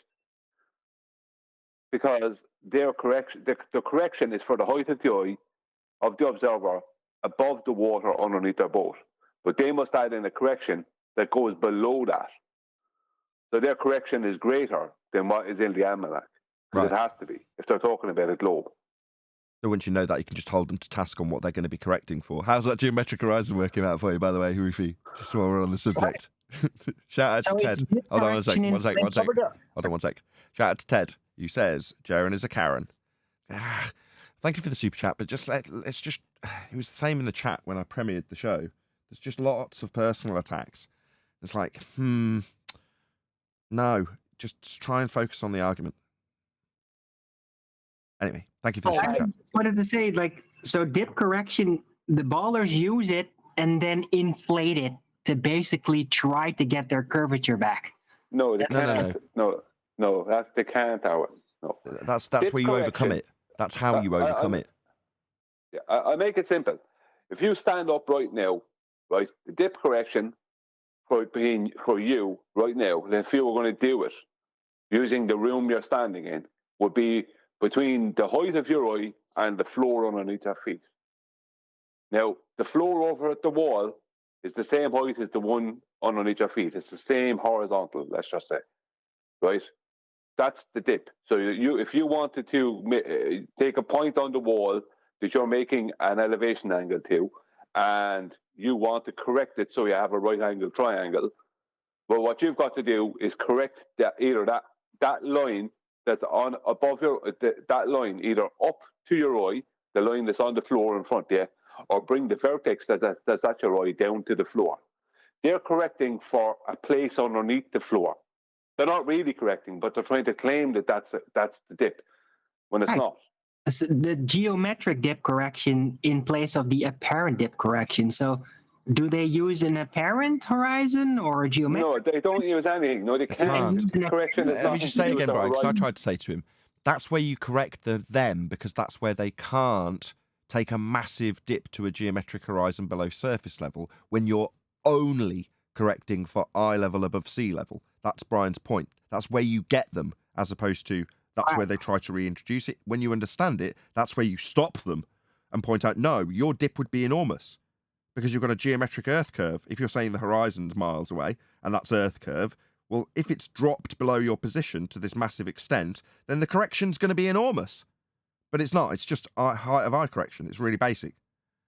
Well, the outcome is going to be... They would say it's all in the optical realm, though, and it's before correction is applied. But this is not. See, there you go. You're being hoodwinked by them. This is nothing to do with their curve or their over 6R. This has got to do with only your height of eye above the water underneath your boat. That's the amount you're correcting for. So if you take their horizon, which would have to be below that water underneath your boat in elevation, then that would mean that their correction has to be greater than the height of eye correction. And that means that at the observer, what you'll have is an angle that's you'll have something that's greater than a 90-degree angle, and at the GP of the celestial body, you'll have something that's less than a 90-degree angle. And when you do that 3 times for 3 different sightings, right, that will mean that your circles of equal altitude will be off, and everything will always be off. The point is it can't work because it has no precision. You're never going to have a 90-degree to work with. Come on, guys. It doesn't work. Is that how they do it? Hello, right? Look, hello, everyone stop. Yeah. Hello, right. Given that I only understood this 2 days ago, I'm going to put my foot down and say what an outrage it is that you're all just walking straight past Brian's point like I've done for the last year. How dare you all? Can you at least acknowledge this point from Brian? I'm trying to clarify. I shouldn't. Hold on, let's just deal with Arwin first. No, I'm just trying to clarify. Hold on. Everyone, calm down. No, we'll deal with you first, Arwin. No, you immediately took it to the optical in their claim with the geometric horizon and tried to juxtapose it with the optical aspect. And Brian corrected you and said, no, it is merely your height above sea level. Right. Yeah, but that's right. I wasn't like, oh, that's a globe, got you. I'm just clarifying what's actually happened in their minds, what happens in reality, and this specific process takes officially place in the optical, which the ballers will try to exploit by compartmentalizing the optical with the geometrical. I wasn't going there, but it is. Okay, that is. Okay, I'll acknowledge that. Fine, that is also true. but it's just not necessarily what Brian was trying to highlight here and has been trying to do so for a long time. Now it's finally dawned on me how important it is, given it's the single route back in to even try and attempt to assert Earth curve. In this particular instance, it's worth knowing how it doesn't work. Straight off the cuff. Now, Brian's gripe, I just want to reiterate Brian's gripe, and then I'll stop. And then whoever's next, right? Brian's gripe is that had we have paid attention where I stopped him 12 months ago, we would have nipped this in the bud, and this wouldn't be an issue right now that I'm dealing with Jeran, because it would have been nipped in the bud to the point where Toon would have had no confidence to go to Jeran with it in the first place, because no one around him would have fell for the dupe, because we would have already nipped it in the bud. I'm right in my gripe, correct, Brian? Yes. No. Yes, Nathan. No, they would have still messed it up. Brian of course. is right. Notwithstanding they'd have done something bloody else, of course. Well, let me finish. Let me finish. But I'm gonna give it up to D-Rose because he's next, and I'll say what I gotta say. I was gonna say, and I'm not saying this just to be pat myself in the back, but being that I'm the thickest one here, thick on both sides, but I've always been on the fence of hating the globe side because I just never believed in it coming into this. I understood what Brian was saying. Whether I could re-articulate it myself, I didn't master that then, but I understood what he was saying because I'm just looking at it like line of sight, the horizontal, the parallel horizontal going outward. The distance of my feet to my eyes was I'm 5'7", so I would say 4 feet, something inches, whatever. I mean, so consistency to go straight out, whether 50, 500, or 5,000 miles. I knew that it didn't. Stop. Huh? Don't worry about that. Let's make it simple. I'm layman. I'm trying to do it as simple as I can. Like you already know you missed it. What would happen if you had a lobster boat next to an aircraft carrier? Both looking at the same spot? Hello. Maybe 10 people talk at the same time. Just Brian, please. Yeah. The dip correction is from your oil line down to the water underneath your boat. If you make that now your oil line down to the floor your feet are on, that is your. Oh no! I'm sorry. Hang on. Hold on, D-Rose. Just hang on. Right. That is your dip correction. If you're trying to correct to the floor underneath your feet, that is your dip correction from your oil line to the floor. Now, if that, right, that means that it doesn't matter wherever your horizon is, right, how far away it is, or anything else, that horizon, right, because your correction can either be bringing the vertex of that angle, right, you can describe it two ways, from the oil line down to the floor at your feet, to make a 90 degrees at your point and at the point of the let's just say at the GP of the celestial body you're looking at, or right, you can bring the line that would be going from your oil line to your horizon up to your eyes, but that's the same amount of correction. It doesn't matter whether you're bringing the line up or the vertex down; the amount of correction is the same. But if you're in the distance, there's a curve going down away from you, and you're bringing the line from the point of that curve up to, trying to bring that up to your oil line, then that's more of a correction, a greater correction than what is your height of eye above the floor you're standing on. That means that doesn't exist in celestial navigation. It has nothing to do with celestial navigation, and you won't get the 90 degrees at your position and the GP of the celestial body that you require to do this. So you won't have that. I get that 1,000%. And what I made a mistake when I said ground, I was using your example when you had said as simple as if you're standing on the ground. That's what I was using that part as far as a simple person. Now, I used to be in the Navy. I know what that is. I know the distance being on an aircraft carrier, on an amphibious ship. Those are different distances of the sea level to the deck where we're standing on because of the size of those ships. So I know it varies. But what I was saying, I was breaking it down simple, like you had said initially when you said even as simple as if you're standing, that's the distance between your feet and your eyes. I wasn't saying in celestial navigation. I was just talking about as far as the angle, the distance, the eye level going straight out. Our eyes cannot see if we're on a cliff, 10 feet from a cliff. and see down the earth. We see straight across the sky. That's how our sight goes, whether you want to say. Let me make it easy for you, D-Rose. Let me make it easy for you. Brian is spot on. Okay. The counter proves Brian's point. What's the counter? When you don't do dip correction. This is the show Adam and I did with Mitchell in Australia.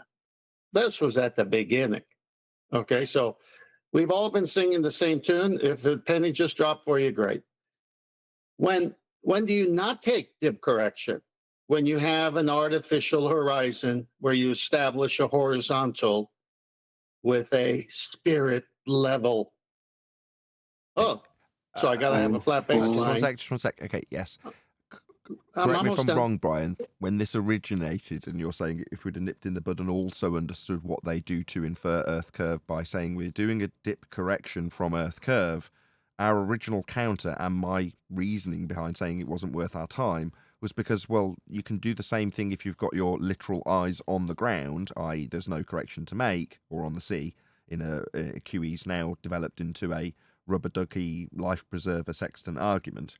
But also, as 10th is now pointing out, if you're up at elevation and maybe you don't even see the horizon, well, you use a sextant that's got a little bubble in it. So instead of having to correct, where Brian's point comes back in, from your height of eye back down to the surface level, you don't need to make the correction because you've got a little bubble that already gives you level. How convenient. But when you use a problem with that. No, I know you do. Everyone stop. I'm saying that's where the original problem began. Right, Brian? That's what I'm trying to say. Yes. And I tell you why. And I know I'm not saying 10th is wrong. Because when it comes to celestial navigation, who's 100% correct. But this is why I went against the whole artificial horizon and bubble bubble sextant argument. Not that I have a problem with them. It's good to know about them and have them in your arsenal, right?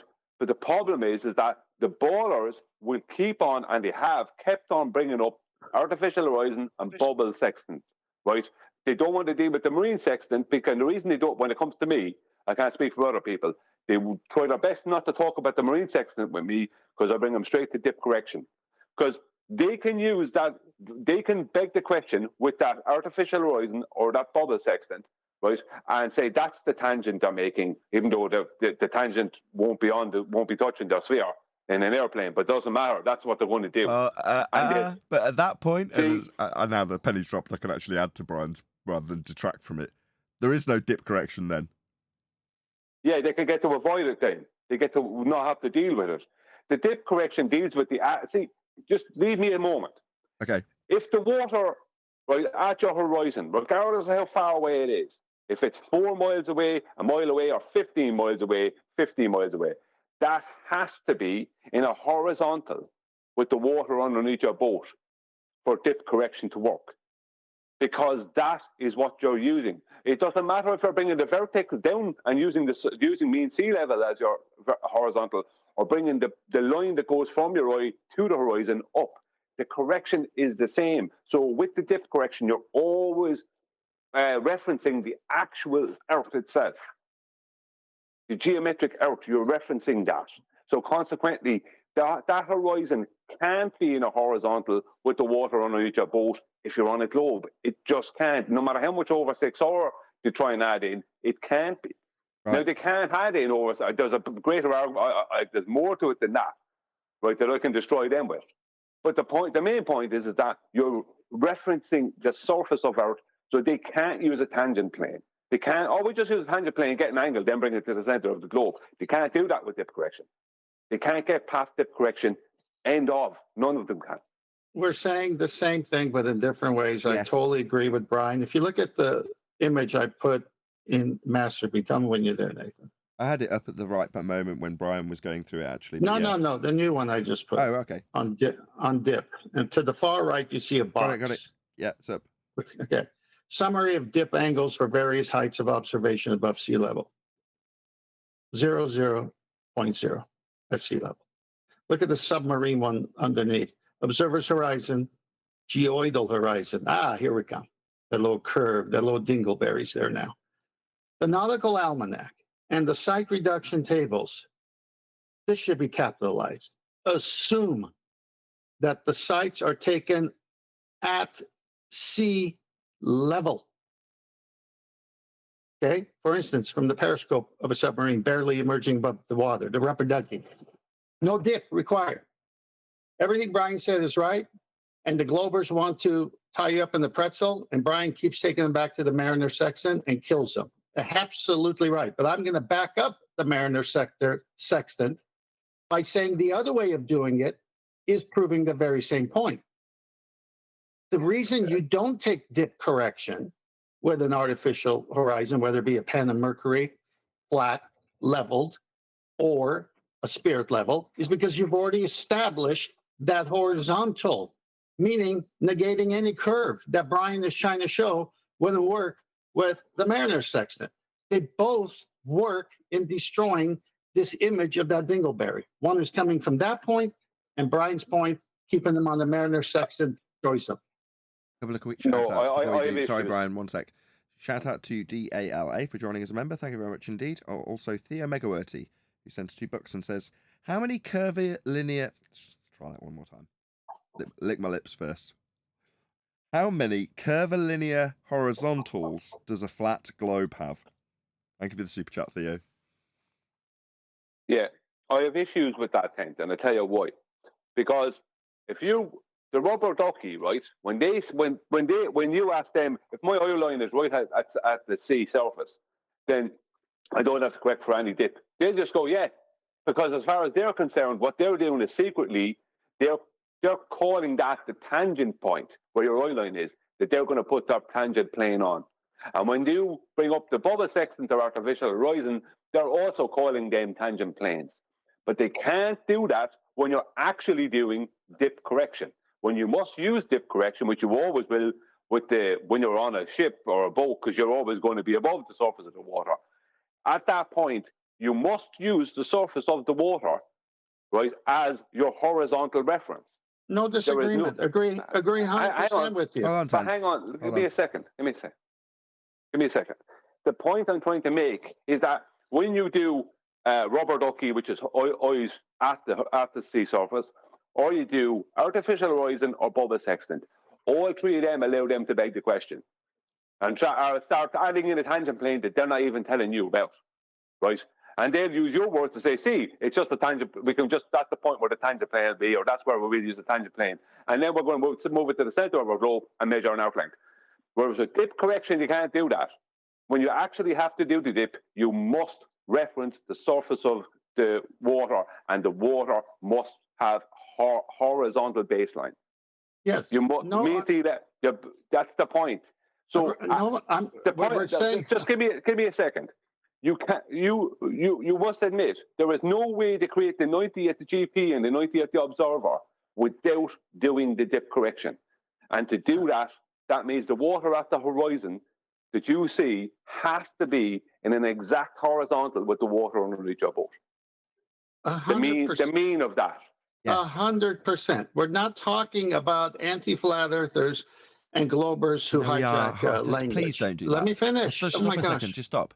We are. That's exactly what he's doing. I know, but let me finish, please. When you're talking about correctly representing the different methods of doing it, whether a bubble sextant, a Pan and Mercury, or the sea horizon with Mariner sextant, they all must comply to the same reading. It all has to match, or else you're never going to get it right. So if the other two have a straight horizontal, what do you think high divide to seawater means the sea level is? Same horizontal. It's just another way of proving it. Now, Brian, of course, with these people, we always stick to the Mariner sextant. We always do it to the horizon. We always do bringing the eye to the sea level, and it's over for them. It can't be curving more over that. Yeah. Yeah, I agree, 100%. It's just for educating the audience in all the different methods do not contradict each other, even though these anti-flat earthers and ballers want to convolute it. You're right. It is, number one, if there's no... Brian's point is, we originally would say, well, look, if you do it with a bubble, there's no correction to be made, therefore no Earth curve to infer. Brian's saying otherwise. He's saying, nah, you've missed a trick, and they've exploited it. Because the moment you say, all right, you're utilizing the bubble to establish a tangent, what nudge, nudge, wink, wink to the guy next to them, because they don't say it.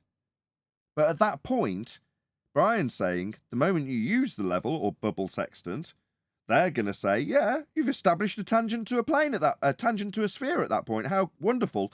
I don't even have to say it because I can infer it later. Can't. I can't. I'll tell you why you can't. And we know why you can't. I originally fought that argument 10th. But I'm saying this is where gosh, just give me a minute. It's very simple. I always do it the way Brian does it with the Mariners. It's the true kill. Got it. Everyone got it. Brian and I, same page, same argument. We're all on the same page. Agreed 100%. Okay. When you say I do it, when you say they say I do the bubble to establish a tangent and it works on the sea surface of that surface that's curving out, it can't. One's a true horizontal, the other one is curving away. It can't give you the same reading.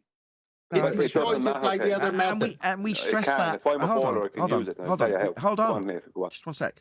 We stress that regularly, 10th, don't we? Right. That's right. I agree with Brian. There's no argument here. This is getting tedious.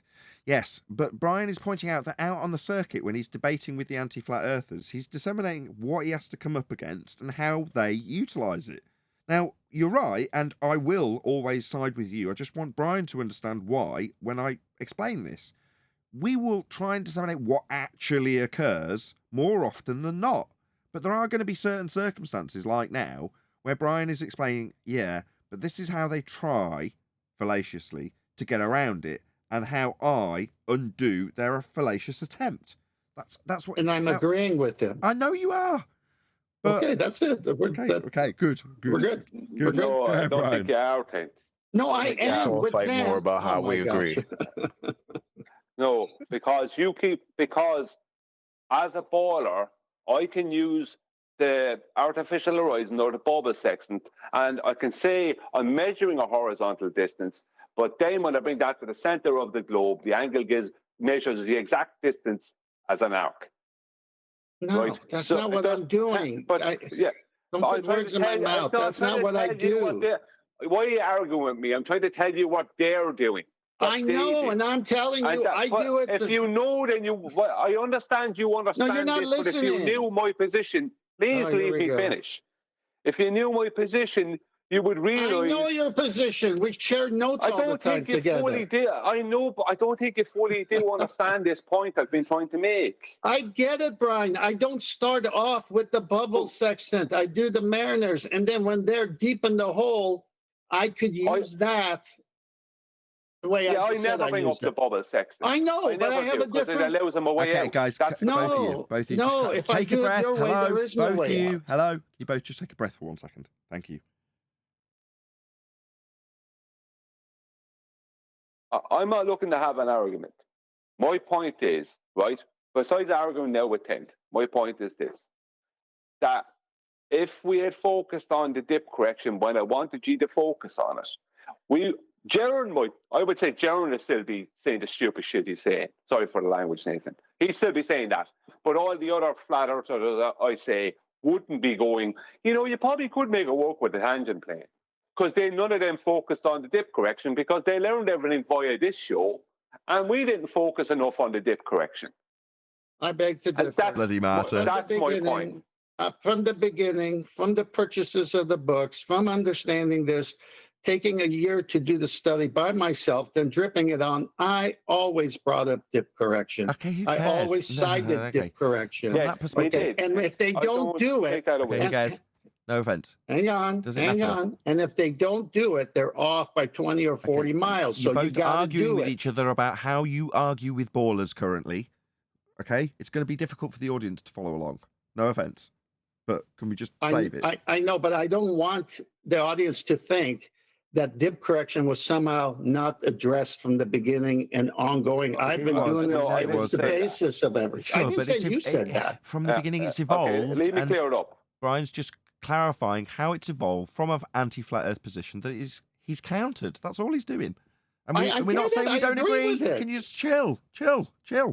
Everyone chill. Nobody's saying we disagree, but Brian is just highlighting, because he's a martyr, that we could have done better, and I agree with him. I've never The changed what overall Brian is point I'm saying. making- I've always done it the way Brian is Oh. saying. I've never changed. Okay, That's my point. Okay, I haven't. Please it may leave not me be have me directed say at a you, second. 10th.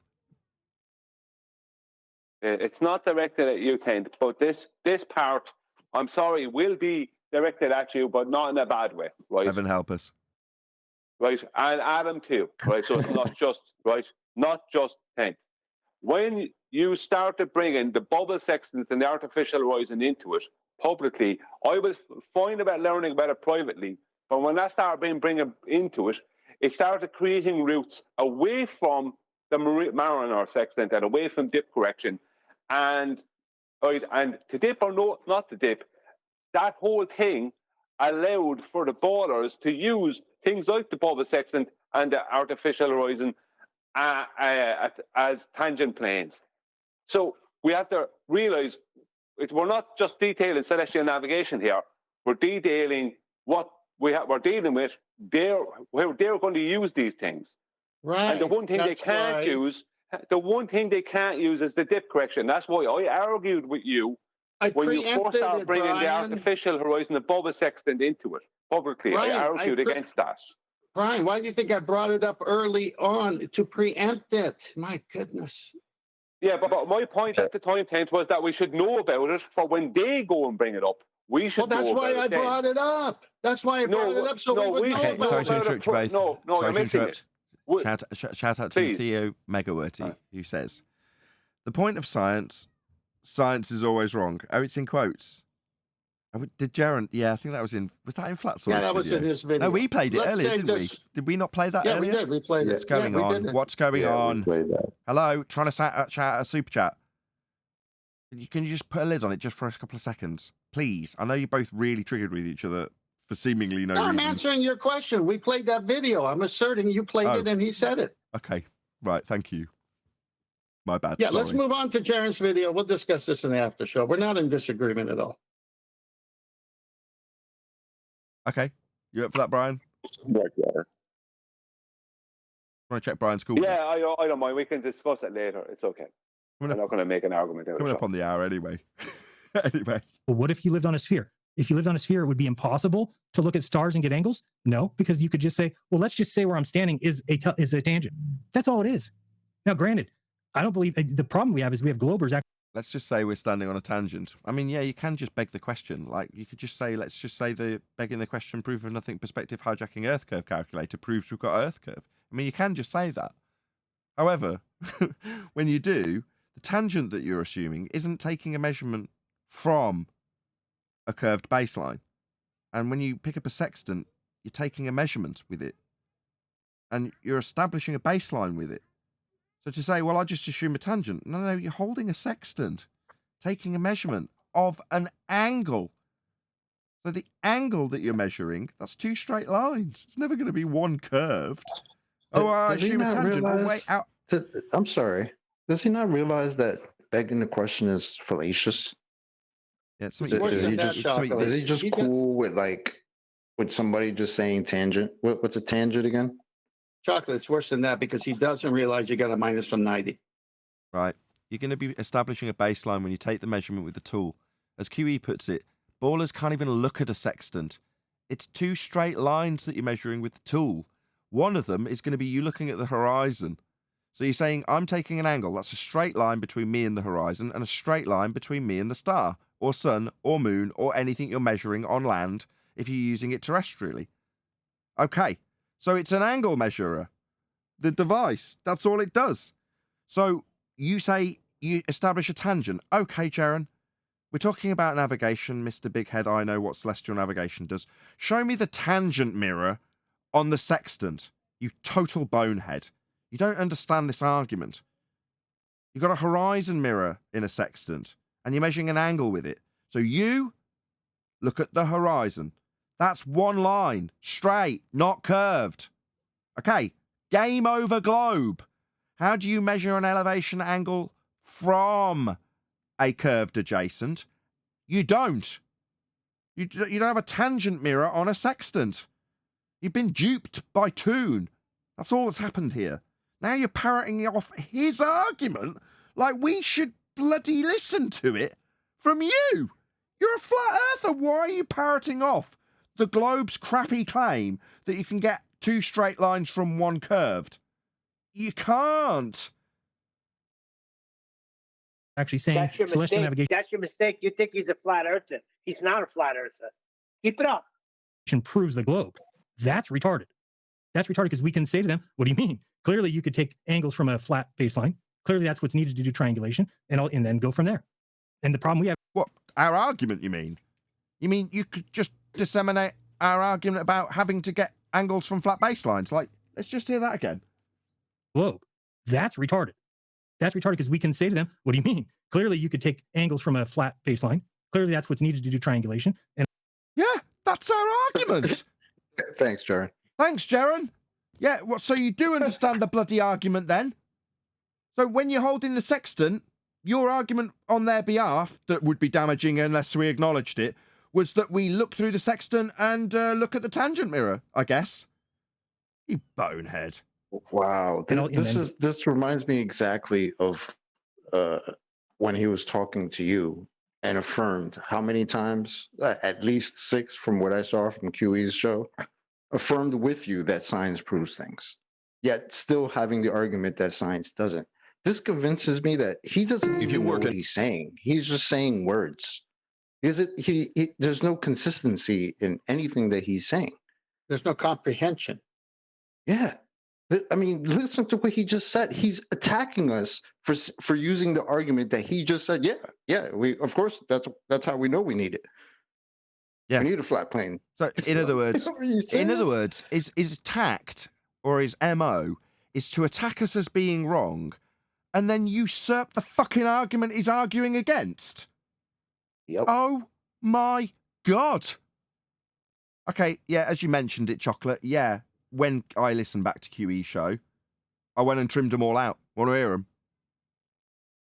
Go for it.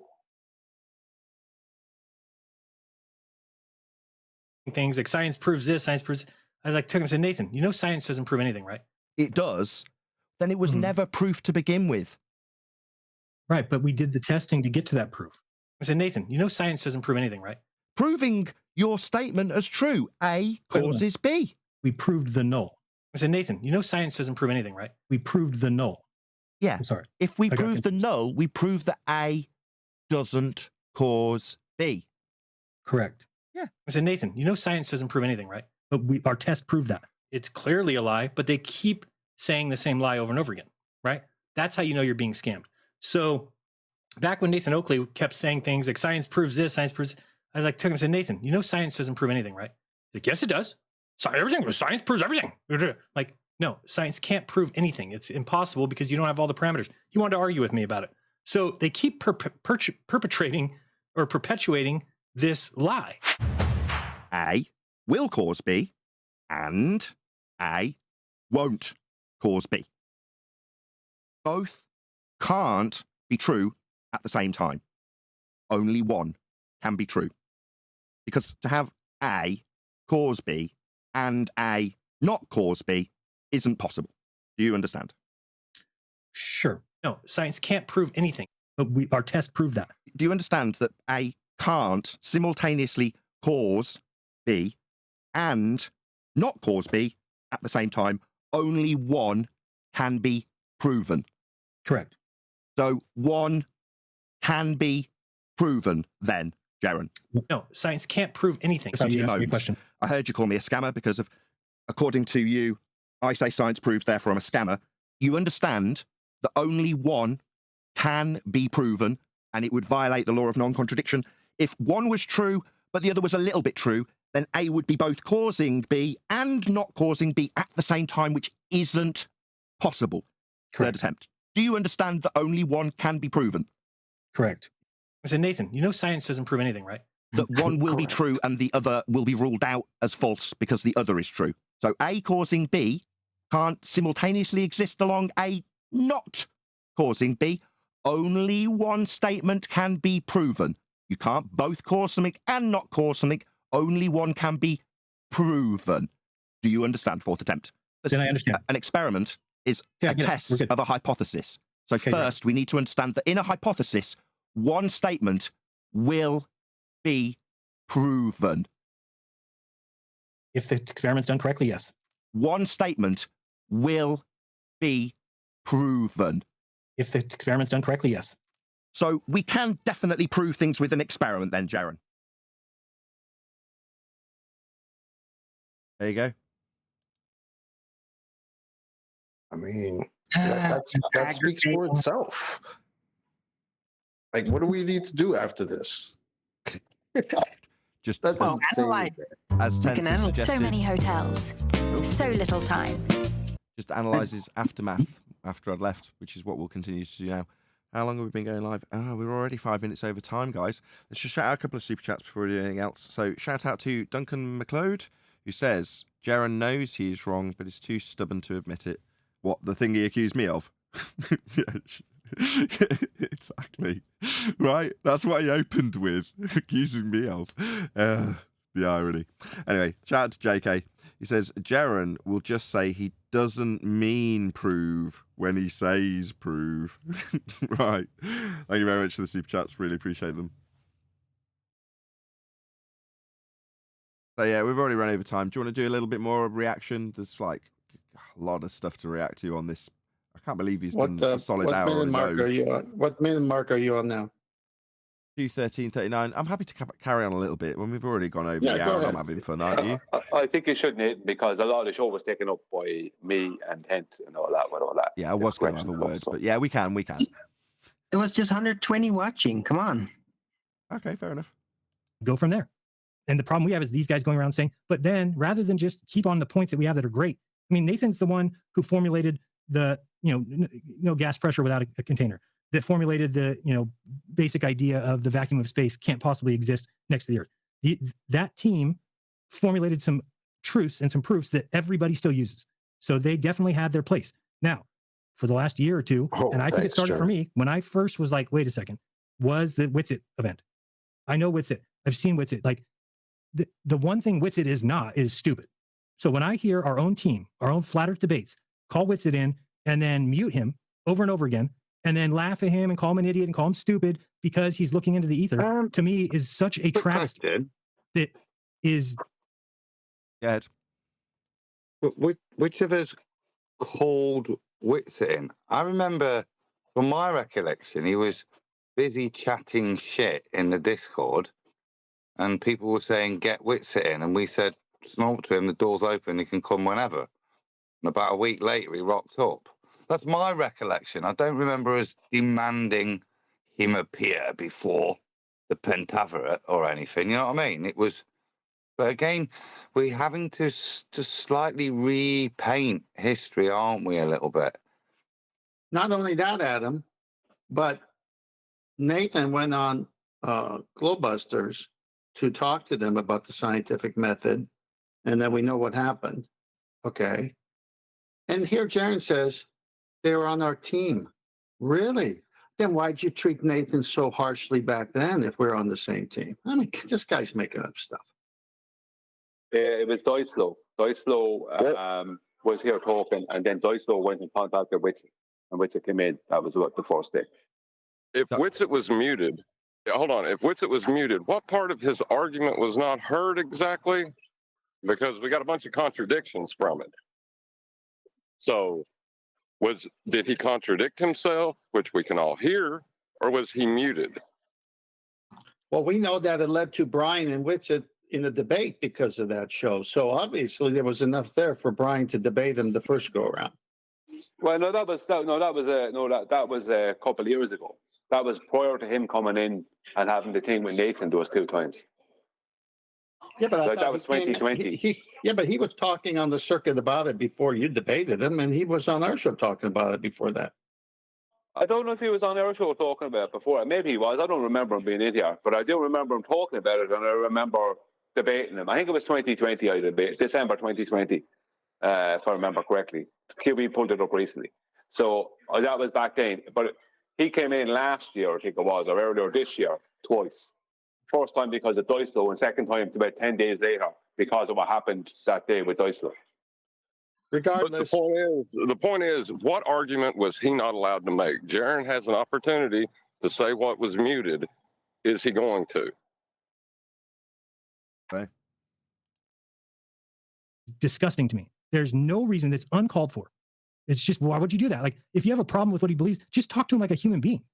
You don't call people. He's like on our team, for God's sakes. So if you're going to call Witsit dumb, to me, we've got issues. And so by that standard, if you're going to call me a scammer, we've got issues. Yeah, that's exactly what's happening, Jaron.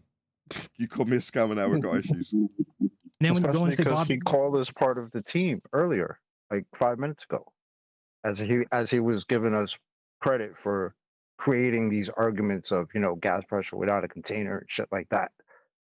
And then right after that, getting mad because we went at it with Witsit. Now what? So we're not part of the team anymore, Jaron? Basically. That what it is? Basically, yeah.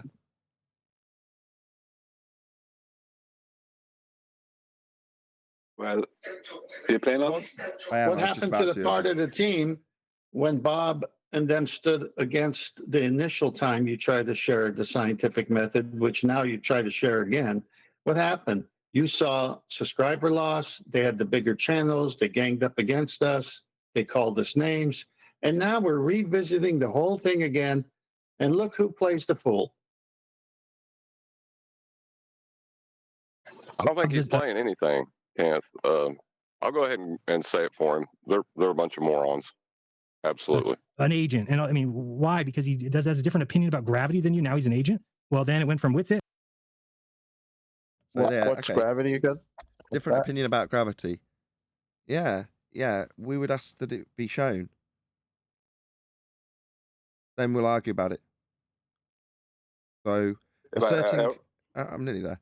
Asserting that there is in fact a downward bias to need explaining with an incoherent dielectric accelerative force would be to assume and ignore simultaneously that things go up. So you ignore the things that go up and only assert that things go down so that you can explain why things go down. Well, that's not the case. So in the case of Witsit, we'd have explained that to him if he's asserting that there's some gravitational force. Now, I recently put out a video that showed the ether scam. So if you'll beg my indulgence for 30 seconds, I'll dig that out as well.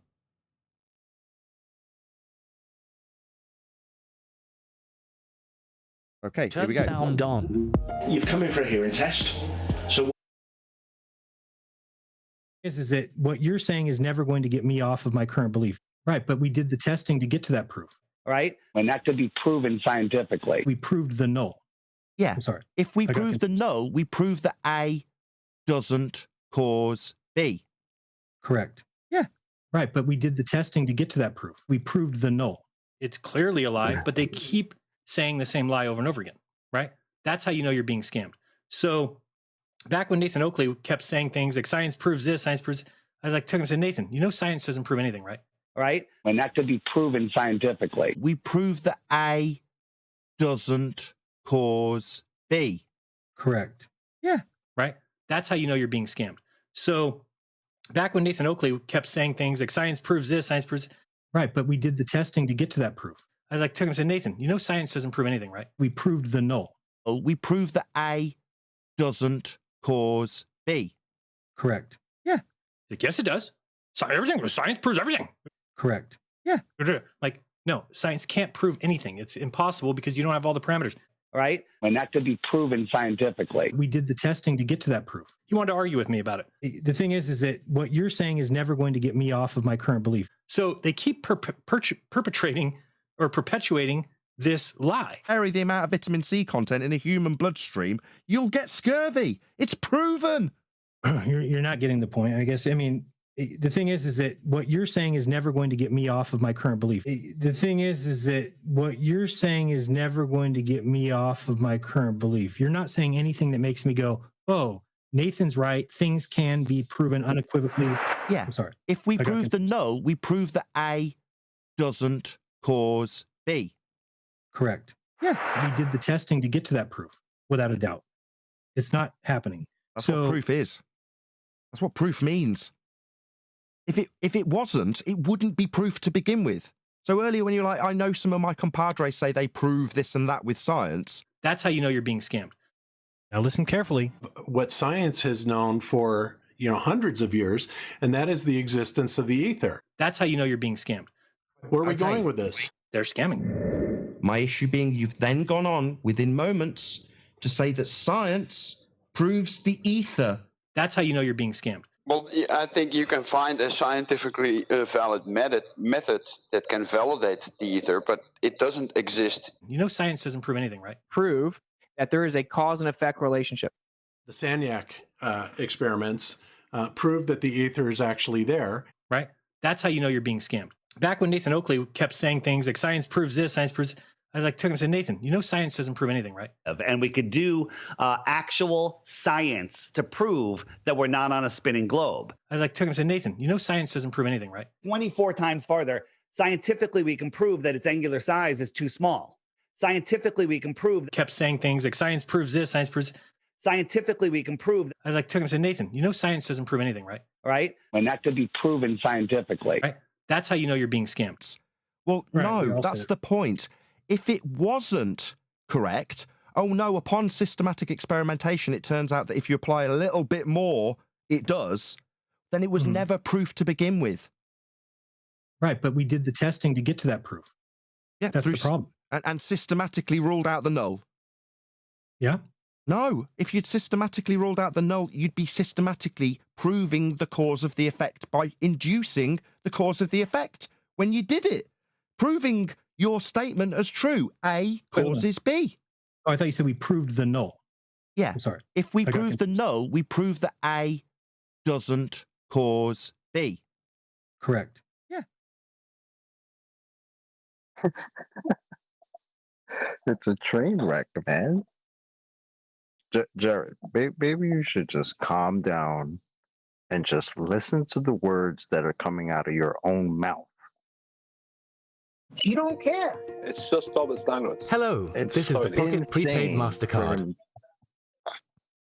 All right. It's insane that he would say, yeah, you proved the null. The null what? The null hypothesis? Which is part of the scientific method that you're trying to say doesn't prove anything? Yeah, but we did the test to get to that proof. What? Chocolate, when he says what is proof, wrong he doesn't with mean him? that. His word of proof is different. When he says proof, he doesn't mean proof. Yeah, he also told me that all the people I cite, like David Weiss, who says, as you've just heard, you can prove that scientifically. He stated that if he were to get them on the phone, they would all double down and completely decry their own claims of proof if asked to do so by Jaron. That's what he told me. Yeah, because Nathan, as you've already stated clearly in the past few days and some time ago, right, they want to use the word science to bolster up their rubbish. And when we call them out on it, they want double standards. We're only supposed to call out the ballers on their nonsense when they claim science, but we're not supposed to be calling out these people. It's like, no, there's no double standards. Anyone, including one of us, who starts spewing any nonsense and calling it science has to be called out, and that's it. And that's the problem they have. They don't want their magic trick to be ruined. And that's all it is. Yep, exactly. It's a magic trick. If you've got no proof for your claim and you want the people who are listening to you to nod along and assume that you've got better than a standard of proof than anybody could have, you say you've proven it scientifically. You say you've done an experiment. You say that you've formed a theory or it's based on theory. You just say the word science, basically, and people will nod because you were taught in 6th grade that it proves things with a method that shows you empirically, and I had to disseminate to Jaron just then, how it proves things empirically. So once you understand that science proves things empirically, when some tosser 20 years later tells you that they've got science for something, you'll assume they mean they've proven it. And that little magic trick is being used by our own side. Now, us pointing out that they also use the same sodding magic trick that conned us onto a ball by saying science proved gravity, when there's no adherence to the scientific method, and we point that out. Oh, but there's also no proof of science for ether either. Double-edged sword, right? What's the defense? Oh, they're scammers when they say science proves things. No, we're not. No, it just means you've been caught with your pants down using a magic trick that you've got no right in using because you haven't got scientific validity and you haven't adhered to the method like the ballers didn't. You should have to face the music some point, lads. That's not lost in translation. You've always contrasted the real method with how it's being obfuscated and used to spin a lot of BS. Jaron, in that mega-worthy clip that you played, at 55-second long, at the end addressed that. See, how can we trust science when they lied about the, current thing we're not allowed to talk about? Okay, so he is not on the right side of it because he's doing the same thing that they're doing. We have never said anything other than that they've hijacked it and used the valor of it. And all he's doing is coming to us and saying, you're just like the people who stole the valor of Things it. Can you be. don't even represent it right. Well, hold on a sec. Hold on. Because he's saying that you can't prove anything. That's his statement. And science goes against that. But the real thing is, Jaron, they use the test to get to that proof. Hold on. Jaron, if you can't prove anything true, why are you a flat earther? Why don't you just go back to the ball? Because you can't prove what you're saying or believe. What are you doing here?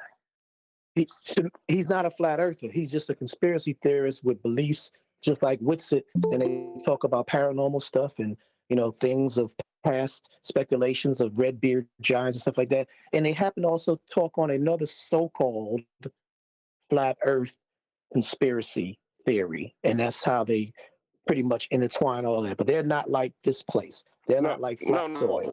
Okay, but just as Dee's given us a nice segue into beliefs, we'll just hear that clip that Theo sent us. There is not indicative of your intelligence like globe earthers think that you're smart if you take every bit of your beliefs from somebody else. They literally do not have any beliefs of their own. I mean, you don't need to ask Simon Dan one question about one belief because all you need to do is look in a physics book and whatever it says is what he believes. To me, there's no more worthless existence than that. If I literally had no beliefs of my own, I believed what science said, and that was it. I mean, what a joke. Science has been proven wrong over and over. That's the point of science. Wow. If all he has is beliefs, what is he doing here? Why are people listening to him? Even worse than that. Like, I believe this. I don't know it to be true, but I just believe it. Like, okay, go believe whatever you want, retard. Yeah, because that's totally opposite of what we talk about here. We say science proves. He says science don't prove. Why would you believe that? And he has except when he says that science does prove, when he affirms with Nathan, when he says things that's a different proof. Exactly. Correct. And So his that just platform. shows you he doesn't even pay attention to the words that he's saying. Either that, or he's double speaking so much that he just can't keep a track on it. Either way, it's ridiculous. And not to discredit Aaron or anybody else that speaks about the speculative unknown and the things that we all ponder upon when we're smoking a nice blunt and having a drink and looking at the stars. That's what he's about. And Flat Earth happens to be one of his subject matters that he leans on the most, I guess, as being a self-proclaimed quote flat earther. But he's not on the level. He's not on the level to go up against not just the high-ranking charlatans, but even the small guys like, Dr. Phil and Rumpus and Rufus and all of guys. Right. Listen, just one he's second, upset because people still use our arguments. That's what it is. Our arguments. He has people using our arguments. Look, stop. No, they're not our arguments, right? When and if I finally have success with people like Jaron and Dave or whoever we're trying to help, I want them to own these arguments. I don't want credit. I don't want that. I don't give a crap if they mention me or credit me. I don't care. I want them to win. And to win, they need to own these arguments. when I argue with a baller with these arguments that have been given from QE, specifically the ones I've been given by QE, they are my arguments that I win with. Now, I may, like I'm doing now, credit the originator of the argument, but that does not alter my point, and it's true unilaterally for everyone. When you say to someone else, you can't have gas pressure without a container, the gas we breathe would fill the space. You own that argument. Now, it works both ways. If the person who's opposing you, or you're disseminating that to, says, Chocolate, point a note, can you get me your link? I'll come back to it in a minute. If the person who opposes you says, of course you can, we have a pressure gradient, and you go, well, that's actually just Nathan Oakley's argument, then you have failed to take ownership also.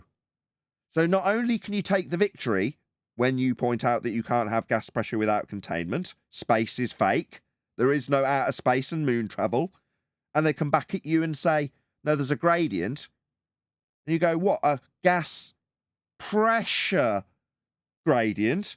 Well, you need something for it to press on to form that gradient. You still need containment. It's your argument, and your overcome of their rebuttal, I might add, and would be if it was me doing it. So I don't want the credit that Neil's saying when he suggests that they are taking our arguments or using our arguments. No, yeah, it's nice to get credit. Yeah, occasionally it'd be nice to be mentioned as opposed to told that you're a scammer. Yeah, that would be beneficial. But at the moment, I'm looking for a net neutral as opposed to net negative when I'm being the audience is being told I'm scamming people with this information. Now, I'm only trying to disseminate it to Jeran so he can use it against the likes of Toon when he's swindled with science by Toon. That's why I wanted to have it. Now, he assumes, Jeran, that is, that I'm only doing it for the credit. No, I've got to fight the net negative that you're doing. You're telling people I'm a friggin' scammer. So, yeah, I'm going to have to fight that, obviously. But it's not because I want you to positively promote me. No, I've got a decent enough channel. I've got a community-led channel. Shout out to Frame Chasers, who made this example prevalent in my own mind in terms of why I don't actually sweat this as much as I used to. Back when I went on Globebusters, I didn't have the community that I have now. That's the bottom line.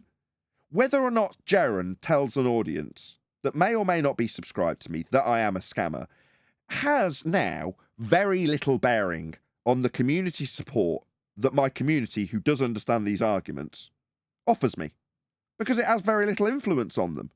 They've either already sod off from him and just don't pay him any attention anyway, or they may not subscribe, i.e. no net positive, when they're told not to by Jeran. So in other words, it doesn't have a great deal of effect, it just stops me growing. Well, that's what Jeran wants. I mean, ideally, he'd have the position where everybody's subscribers were intermingled and everybody buggered off the moment he told them to, and I just was left with no subscribers. That would be in an ideal world, and very nearly happened when Bob did it, back when I went on Globebusters, to highlight the charlatans' use of these science words when they've not adhered to the method. And obviously it cost me dearly. But now things are very different. The community that we collectively have built together is the thing that stops me being wiped out in an instant by a YouTuber that's got much, much bigger subscriber base and, can you even believe it, is in the same subject as me. So even though he's considered authoritarian overall by consensus, it hasn't made any difference. I've not lost a single subscriber from Jeran's 2-hour rant about how crap I am. Made no difference. Because he doesn't have any pull. Doesn't make any difference to my community anymore. And as much as I want to decry the flat earth community, the flat earthers, by stereotype, we have to come up with a different title for what we have built in this community. Because flat earther isn't the correct title. We are in a subcategory now. And it doesn't make any difference what Jeran says about us or me. So when he calls me a scammer, A couple of people have asked me, why didn't you react? He had 15 minutes of ranting at you, and it was outrageous. How disgusting. Yeah. Now, water off a duck's back, number one, because I've dealt with much worse from ballers. But number two, I don't care about Jeran's claims because it doesn't make any difference to the community we have built together. No, has anybody actually approached me going, you know what, I've changed my opinion and think that you're a scammer now? No, of course not. Meanwhile, what's the actual objective here? What are we trying to achieve? Back to Neil's point that I'm disagreeing with. No, I don't want credit.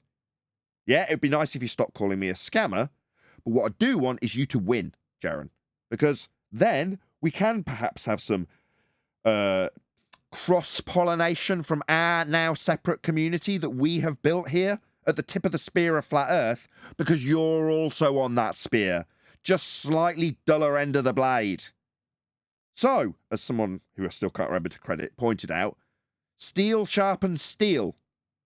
And as much as Neil might infer that we want credit for it, no, we don't need it. But it's detrimental to us when you lose with arguments that we're disseminating daily. So I can help with that. Not if you brace against me and call me a scammer while you're doing it.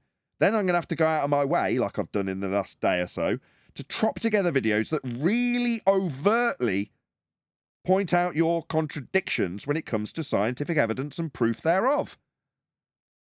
Your contradictions are glaring. So now this is going to be to Jeran's detriment when that is not what I want to achieve. Being scummy and not conceding and undoing some of the damages caused means that I've got to try and proactively undo it myself by really making it obvious to the audience how he's and where he is contradicting himself in this respect to scientific proof, and why that would be useful if you're going to lie about having it. That's our point. That overall benefits everybody in the community if they understand it. Not least of all, Jeran. So what am I trying to do when I get in front of Jeran? Am I trying to belittle him? No, I'm trying to undo the net negative of him calling me a scammer and provide some net positive to him personally in his endeavours by disseminating how science proves things and therefore why scammers use the word when they haven't proven things. So I will endeavour to continue with Jeran. I'm nearly there. Last point. I know I've been on a long ramble. Thank you very much for bearing with me. As I said before I went into this, number one, I don't feel any different. My attitude has not changed one iota. I am, as I will, and as I suggested, going to endeavour, when the dust settles, to do the exact same thing with Jeran, for the exact same reasons and the exact same net positive that I feel has come about from me going in front of him. Now, unfortunately, and it is unfortunate, Jeran has caused himself quite a lot of damage over this process, which was not necessary. And he's done it in an attempt to cause me damage, which looks even worse on him. But there we go. Maybe he can undo some of that damage, like I'm having to do with him calling me a scammer. Well, hopefully, we'll meet in the middle at some point and he'll understand why people say they've got science. All of his hard work showing where those people who said they'd got science were scamming and lying. He was right all along. But why did they use the word if it doesn't prove anything? Why would there be a necessity for these liars who said we were on a ball to even use that word if Jeran is right and it doesn't prove anything? There wouldn't be a point. They use it because it's been trained into you from 6th and 5th grade that it does prove things. Now all it needs is those two halves to come together, and I am that zip. Jeran will understand in time that the reason they say they've got science is because science proves. And very little out there has actually got scientific evidence attached to it. And sometimes you've got to really reach and dumb down the examples to things that really wouldn't warrant scientific inquiry, even though they genuinely are cause and effect relationships like water and heat being applied to it to establish it as a cause, independent variable of an effect, dependent variable, so you can formulate it into a hypothesis in a basic format to disseminate the truth and empiricism offered by this method. Now, you can, if you're Jeran, choose to brace against it only to, after I've left the conversation, basically admit that it's really obvious and simple to just understand that water does boil at 100 degrees if you apply heat to it. Therefore, what? It's a useful example for a dumbed-down version of how the methodology proves things? Yeah, it is. But he hasn't. He's chose to brace against it and double down on me being a scammer. Okay? Well, like before, I don't care. Like I say, now I can even recognise the community-led community we have built. That means I don't have to worry about it and don't have to react when he scatterguns me with all that garbage. I don't have to react. I can just say, no, I'm going to have another go. Isn't that shocking? Yeah, I'm smiling about it. Yeah? Might not be with my wife. Damn sure she got the moans about Jaron bitching about me. But I kept it personally. Now I've slightly made that public. Yeah, it still hurt Jaron. Yeah? Hope you take that as some consolation and pain relief that I moaned to my wife about it. But not publicly, straight onto the subject matter, in an attempt to better Jaron's argumentation. And I will persist. I will try again. Why? And first of all, let me cover. I did not say they use our arguments like I want them to. He clearly states that it annoys him when he hears people using our arguments. Now that's ridiculous. And that's jealousy.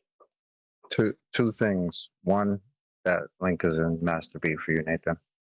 And two, had you not done that, had you not gone straight into topic and just did exactly what you did, had you sat there and tried to respond to all the ad homs that he threw at you, you wouldn't have been able to get him pretty much to concede the point at the very least 6 times from QE's count from the video what I saw. He conceded the point that science does prove things. He said it himself. Oh, you proved the null hypothesis. Oh yeah, great. That would be science proving something. Because if you disprove something, you've proven something else. So yeah, there you go. Yeah, you proved it wasn't that. Exactly. Yeah. So that's science, Jared. Okay. There you go. Now, I'm going to have to make a slight apology because I listen, I was just one of those where you start chatting about how people have been. Chocolate disappeared for about a week in case anybody hadn't noticed, and then came back and we're like, how's it going? And then we found out, holy crap, Chocolate has very much fallen on hard times at the moment. He's been kicked out of a job and a house simultaneously. So he recently did a give, send, go to try and alleviate some of the issues he was having with his work and home placement. And as a result, he resolved the problem only to have both problems occur immediately and leave him homeless and jobless and, you know, in a position that we wouldn't want any other member of the panel to be in under any circumstances ever. So as a result, I did say I'll focus on this on Monday, and here we are, late in the show, with it as an afterthought. I'm really sorry, Chocolate. I wish I'd given it more focus. Because, yeah, I'm feeling guilty because of shit that you're facing at the moment. Chocolate's having a very hard time of it. Please go and hit up his Give, Send, Go. I've just put a link. Hopefully the mods will repeat that link as I'm appealing to you verbally now. Just go and help a brother out. The guy needs it, and we should all, as I've just literally appealed to the community that we're building and leading and don't need to give a crap about. That is the perfect segue to say, well, now it's time for you to prove me right, okay? Because there's a member of our team, very, very valued member of our team, I might add, that needs to be put into a far less uncomfortable position. Now, previously, he was hoping to better his circumstances where he was struggling and become comfortable. Now he's uncomfortable. Let's just put it that way, to put it mildly. I can't stress that enough. I don't want to necessarily reiterate Chocolate's position beyond what he wants to say. It's not my place. He may go into it a bit more now if he chooses to. You don't have to, Chocolate, by the way.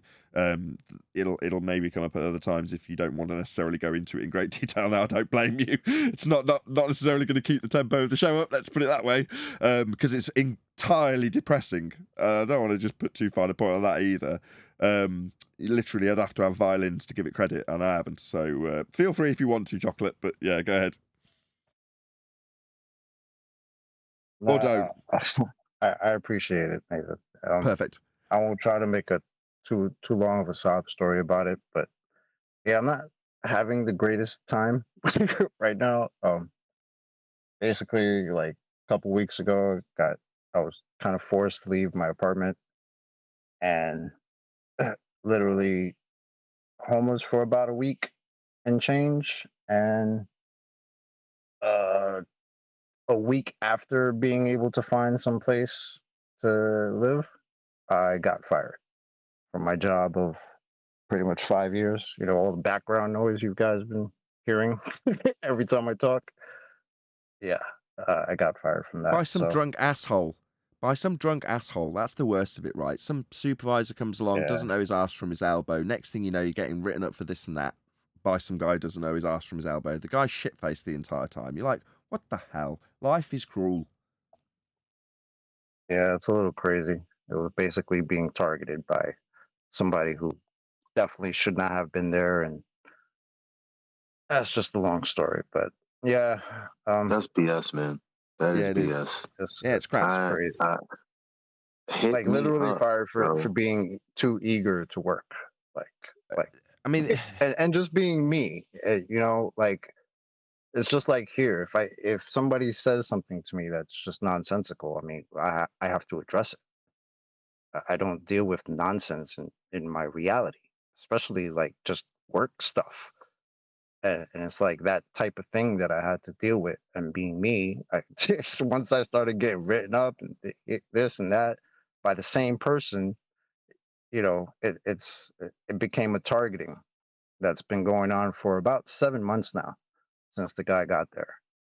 So yeah, it's crap. You went from telling us about, you know, your, was it MD, like the head of the company, praising you for the work that you do, making yourself indispensable, and then like CEO. over a course, it just deteriorated. It was just shocking. I mean, the other thing is, again, based on the fact that we have a decent community to do this with, there was a couple of, while we were hearing about this on Friday, people saying, oh, you should sue them and stuff. Now, having done that myself personally and sued an ex-employer for unfair dismissal and won, I wouldn't recommend it. You know, short term, you know, find new work, find a new apartment, get yourself in order, and hopefully you'll get some temporary relief from the community.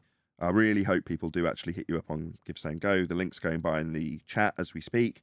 Yeah, if there's anything to add, Chocolate, do it now, but we will periodically be shouting this out and thanking people. So, yeah, just so you're all aware, it's going by in the chat right now. Please give generously. Help out, Chocolate. Thank you very much. Anything to add, Chocolate? Is your number the same? I'll just say once again, Nathan, appreciate you, and I appreciate everybody out there. And again, even if it's just prayer, like I could use that just to get back on my feet. That's a good point. I'm not trying to sue anybody. I don't want to go back to the place. I just want to move on, find something maybe better, and just keep it moving. You know. That's a good point. On the Give, Say, and Go link, you don't have to necessarily get my tongue around that again. You don't have to necessarily give generously financially. You can also give. There's a little button that you can press. Leave some kind remarks. It's called leaving a prayer. Just leave him a nice remark. It helps in the algorithm in terms of people finding out his particular campaign. So, as I say, just go and leave a nice comment if you can't necessarily afford to support Chocolate financially. He will appreciate the support because he's having a crap time of it if you just say something nice on the campaign. So do that at the very limited, at the very least. Okay. Are you still enjoying? I don't like to be judgmental, but even $1 would do. I mean, everybody. I'm pretty sure. You know, come on. Somebody had. I mean, people on here, even at the hardest times, you should be able to afford $1. I'm sure they will. Right? Are you okay if we crack on a bit more, Jaren? I will add one more thing, actually, Chocolate. From one e-beggar to another, right? It's demoralising and slightly humiliating to put your hand out, right? Nobody wants to do this. I want to make that absolutely clear because it's not very often I actually get an example to contrast with in this case, Chocolate. Nobody wants to do this. Nobody wants to e-beg. Nobody wants to be financially dependent on their community. Yeah? Because you can still have your community turn against you, right? That's the bottom line. I mean, that's what Jaren's attempting here, isn't it? Let's face it. But the point is that nobody likes e-begging. Ideally, I'd live off the ad revenue of YouTube. If there was any, right? It isn't. It's all support from the community. Literally all of it, basically, is from the community directly digging into their pockets and giving me money. And more often than not, I've got to appeal to more people to do that or the people who do it more. And nobody wants to be that way. Right, yeah, you've got to do what you've got to do to survive. And when somebody's trying to take that away from you, as limited as it is, in this case, Jaren, yeah, you've got to do something about that. You've got to proactively try and combat that, right? But just to get us back on track, the idea of me saying I'm going to persist in my attempts to go back to Jaren isn't so he can promote me so I can earn more money via his audience giving me their cash. Now, although that does kind of contrast what I've just said and slightly contradict it, because yeah, I do want to grow my audience, and yeah, I do want to get super chats out of them and all the rest of it. Yeah, I've got bills to pay, but that isn't the primary motive. And I'm sure I did mention it as like a tertiary motive previously. So in that regard, yeah, you could say that I am financially motivated to some degree. I am. I do want to pay my bills. Yeah, shocking, isn't it? Right? And my income stream is limited to my community, which is attempting to be stifled by Jeran in his claims that I'm a scammer. Like I say, I'm going to deal with it proactively. But the primary aim is to stop things like the Toon and Jeran escapade. We don't want to see a repeat of that. We want to see people who represent us as flat earthers when we take the community as at large. We want to see our representatives do well.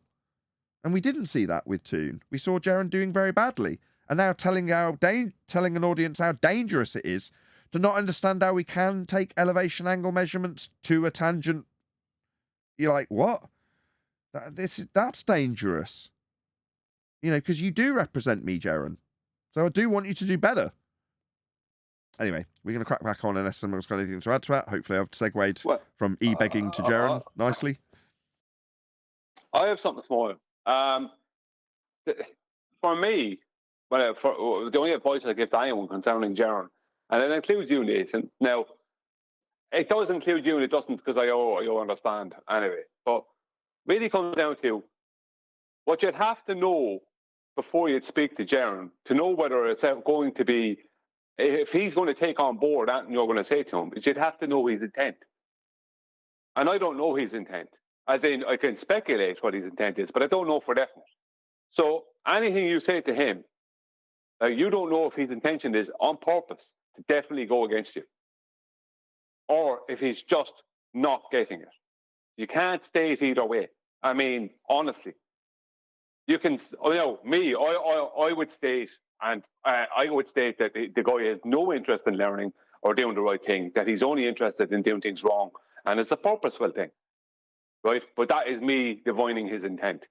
So Okay, his intent, I agree. I agree. Yeah. I can't possibly know that I'm going to ever have success unless I know his intent, and you're right. However, as an aside from the primary motivation to get Jeran to be a better representative for Flat Earth at large, I would also add that there is a tertiary benefit also in regards to the audience at large who hears the conversation. Now, the first benefit I've obviously already gone through, people understanding how science proves and why charlatans would use the words.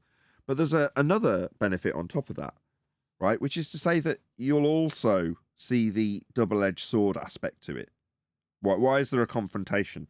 Well, because if your guru's telling you that he's proving stuff with science, there's a damn good chance that they're not going to want to accept what we are explaining here. Because it suddenly exposes all of that crap that they've lied to you with, science with, that they didn't have methodology to back. That's what's happening here. Yeah? Now, Bob's dead, so the primary instigator for all of this at its source, if you will, is now gone.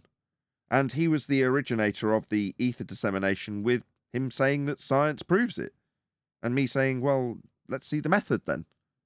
Well, that's where it all started going downhill. Because like I say, if your guru's saying he's proving stuff with science and we just come along and go, oh, really?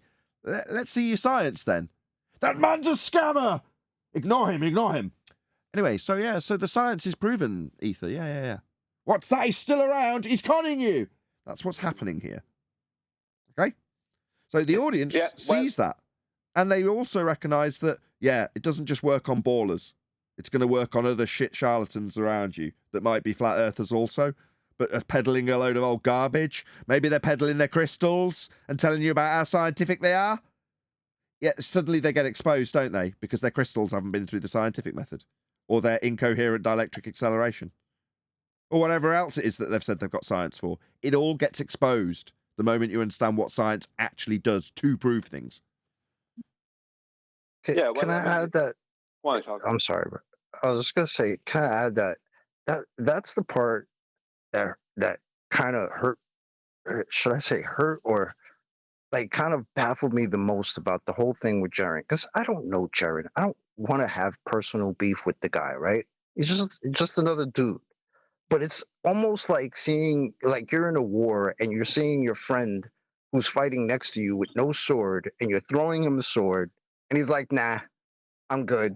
And he's getting his arms chopped off and legs chopped off. And it's like, bro, take the sword I got and just use it. Defend yourself. Kill the person who's trying to attack you. And it's like, no, I'm good. I don't like this sword. I don't want your sword. All these weapons that we're passing them. I mean, hey, how is it that he's cool with just saying, oh, these guys come up with arguments that everybody uses. Everybody knows them. Everybody uses them. He's okay with giving us credit for that. But what? The fact that the Globers used to tell us that science proves things, you stupid flurf. Science proves globe. The fact that they don't say that no more. Do you know why they don't say that anymore? That's also because of us. But we don't need the credit. Like Nathan said, we don't care about the credit. Just use the sword. It's like it all boils. I think you mischaracterized. I think you mischaracterized it. He's not only not using the sword that's being thrown to him, he's sleeping with the friggin' enemy. Hello. Yeah. The bottom Now line we're is, talking. Sorry, the Eli. bottom line is, when all the smoke clears at the end of the day, they don't agree with the scientific method because they feel it is too limited.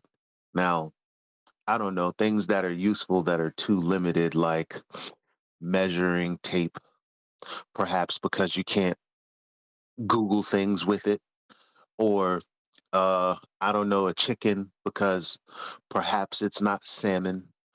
I don't know. All we're trying to say is, hey, the scientific method is used for validating cause and effect relationships of natural phenomena observed, and they're like not good enough. I want to talk about what things may be. And in order to do that, we have to speculate.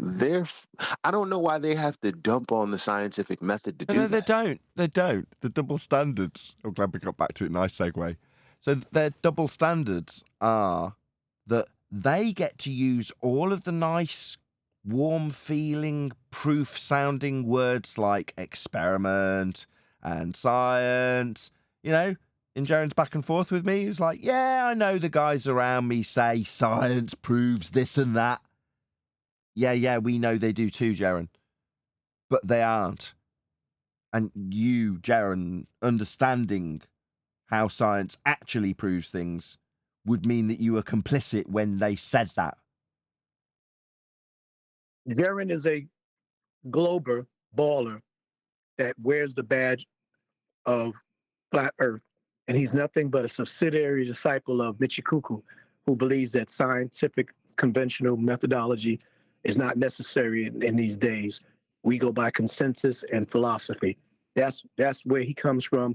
That's what he's a student of, whether he wants to admit it or not. Just pay attention to what you're saying, man. Your argument is science doesn't prove, but again, this is why it was beautiful that Nathan got right on point, because he got him to concede the point. Yeah, science does prove things.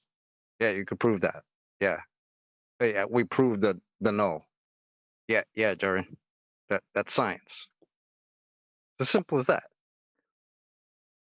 So I don't understand how you don't understand that. It sounds like you're so in a hurry to just speak that you're not paying attention to the words that you're saying.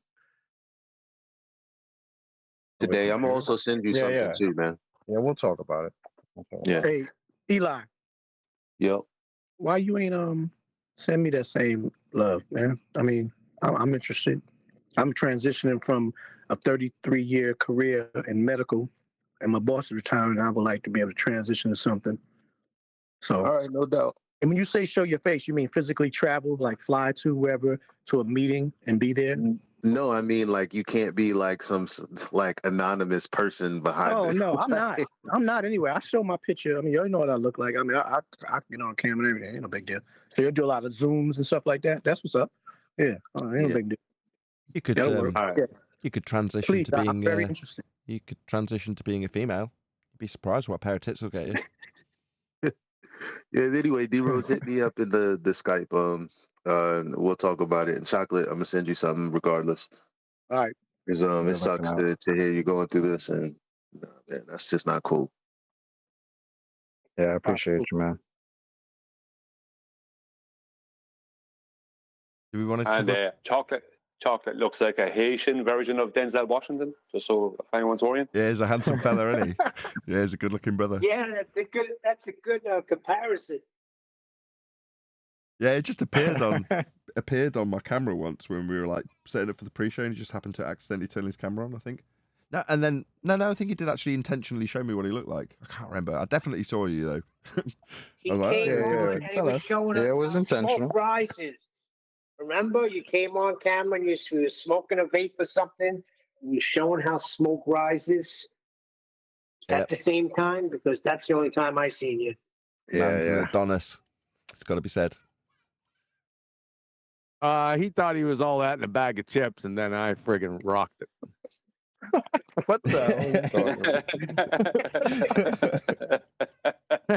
hell? I remember that. And then he caught me. He goes, "When was that taken?" And I said, "Yeah, don't you worry about that." 1947, wasn't it? 1989. 1989. That's some bullshit. Yeah, I was 13 in '89, so.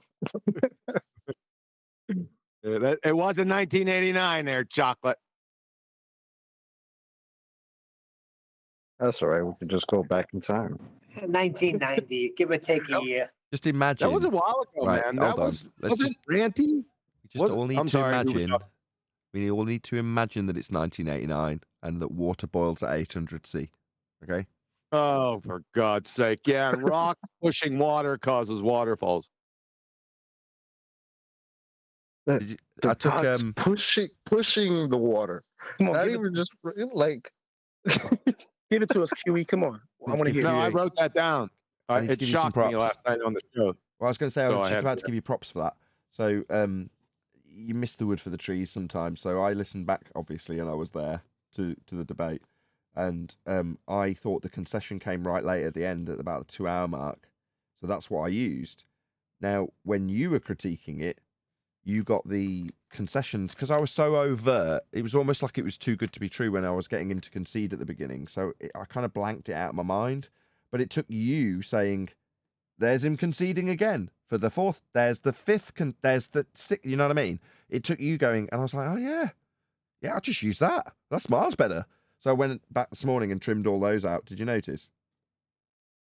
No, I didn't get to watch it, but I'm gonna have to go over it again because my dumbass was on mute for the first 3.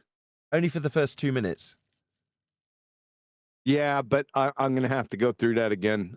I listened to it. I said, "You got to be kidding me!" So I'll do it again. I'm going live this evening, so I'll get that part and then move on. Fair enough. I mean, you didn't miss much. I mean, it was literally 2 clips where you had obviously said a fair bit in between, so we did miss what you had said about them, but the actual clips that you'd missed out on were only about tops 15 seconds that you were playing them, but not, the clip was still heard. Right. But I wasn't. Yeah.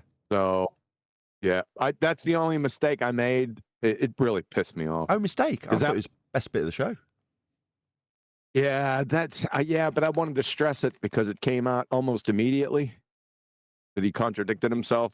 You caught the 3rd, 4th, 5th, and 6th contradictions, but missed the first one was almost immediate.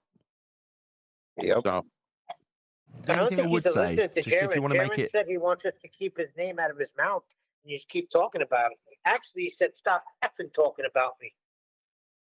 well, that's a word to the wise, really. I mean, that is kind of a critique that I was sort of vaguely going to give you also. I mean, it would be slightly better if you focused on me a bit more.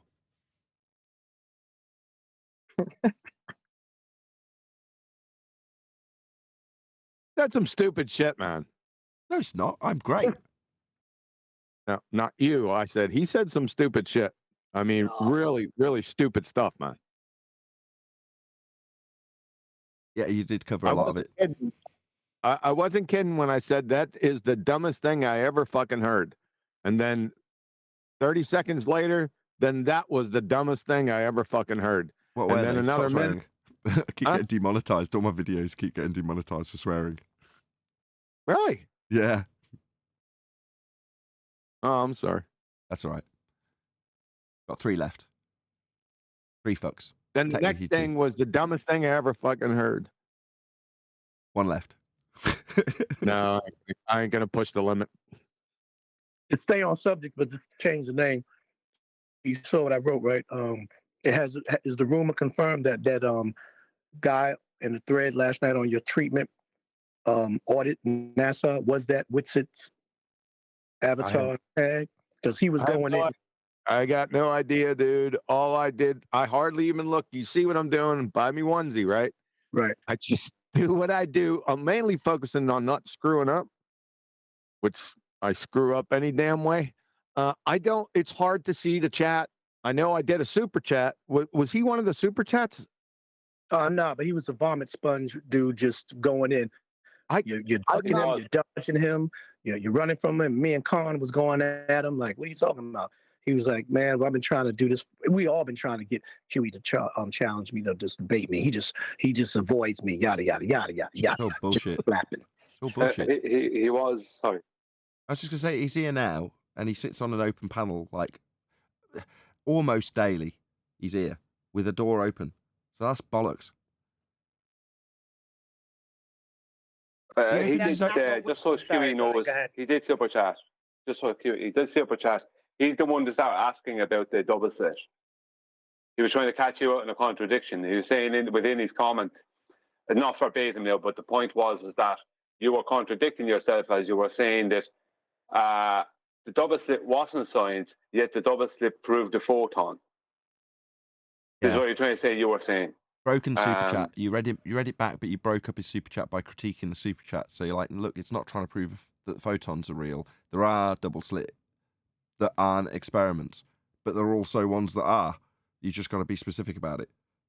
From memory. Who said double slit proves a photon? If double slit, then photons. No. Who's ever made that claim? No. Well, QE has, but it's twisting it to make it seem more ambiguous than it really is. So, for example, if I was to parrot back, well, not verbatim, but to sort of paraphrase what QE would do, sorry, with your ears, talking in the third person, QE, would be to say, well, if you've got what's hitting the back of the sensor, the plate, not the double slit sensor, but what's hitting the back of the plate? What are they studying when it hits the back of the plate? You know, in other words, it's inferring what they're dealing with when talking about photons. But the apparatus and experimental setup and indeed hypothesis have got sod all to do with proving photons, which is what QE was responding to. Yeah. So why straw man then? And make it. Yeah, that would have been a quicker one. That would have been a quicker route to the straw man. Yes, Adam.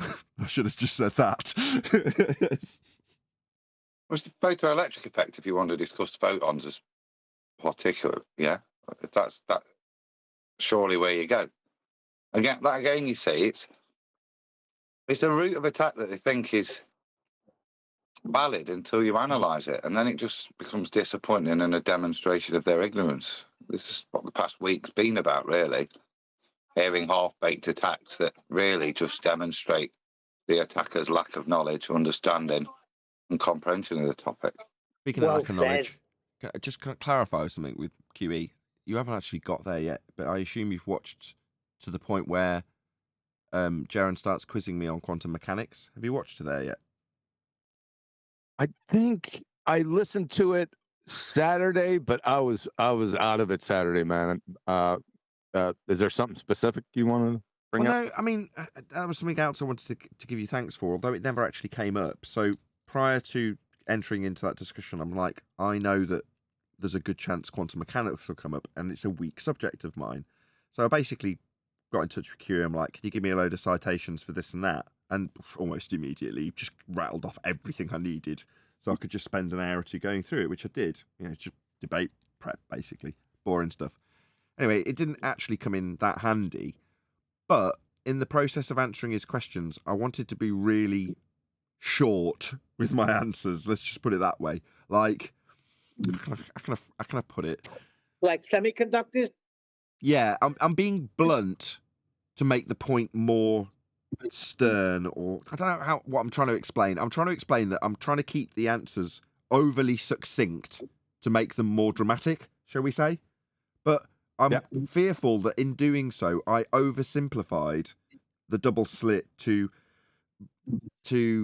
reduce it to a proof of semiconductors. And I just wanted to know, did I actually over-egg the pudding slightly in trying to be blunt? Perhaps. I mean, it's connected, but you're talking about, the beginnings of quantum mechanics, and then semiconductors is near towards the middle end.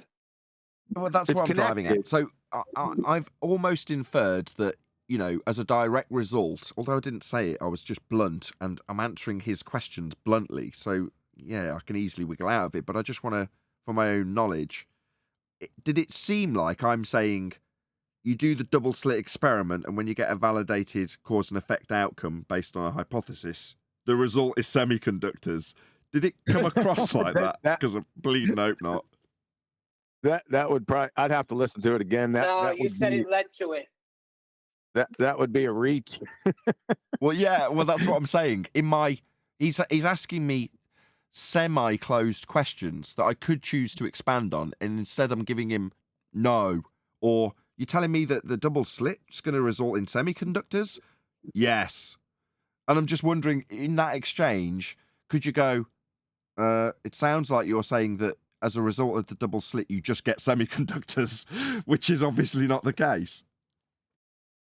Yeah, there's a fine line. I'd have to listen to it again. But that's what I'm asking you. When you do get to it, bear in mind that I'm questioning myself of whether or not I have stepped over that fine line. That's what. Just bear that in mind when you go through it. Okay. Thanks. Well, that happened because Jared insisted that you better have more than 2 things that science can prove, Nathan.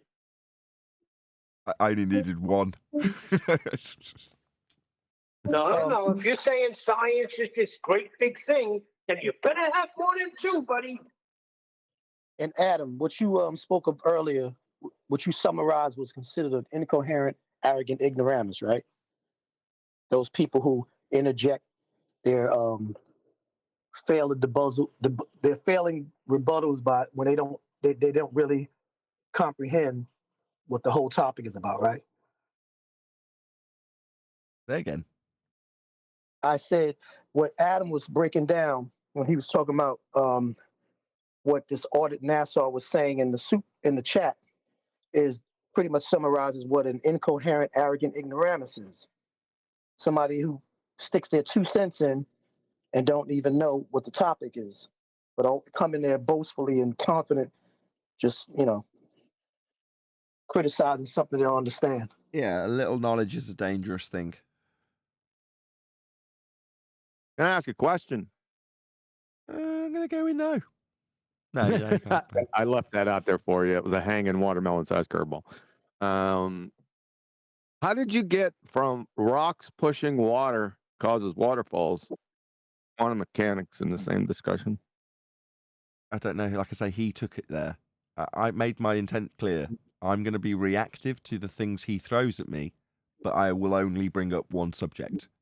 So, true to form, after an absolute barrage of 15 minutes of ad homs. So, the scientific method is a hypothesis. That's how it started. Yeah. That was the middle, and that was the end. I told you why. I thought it was perfect. I thought it was absolutely perfect what you did. And I agree.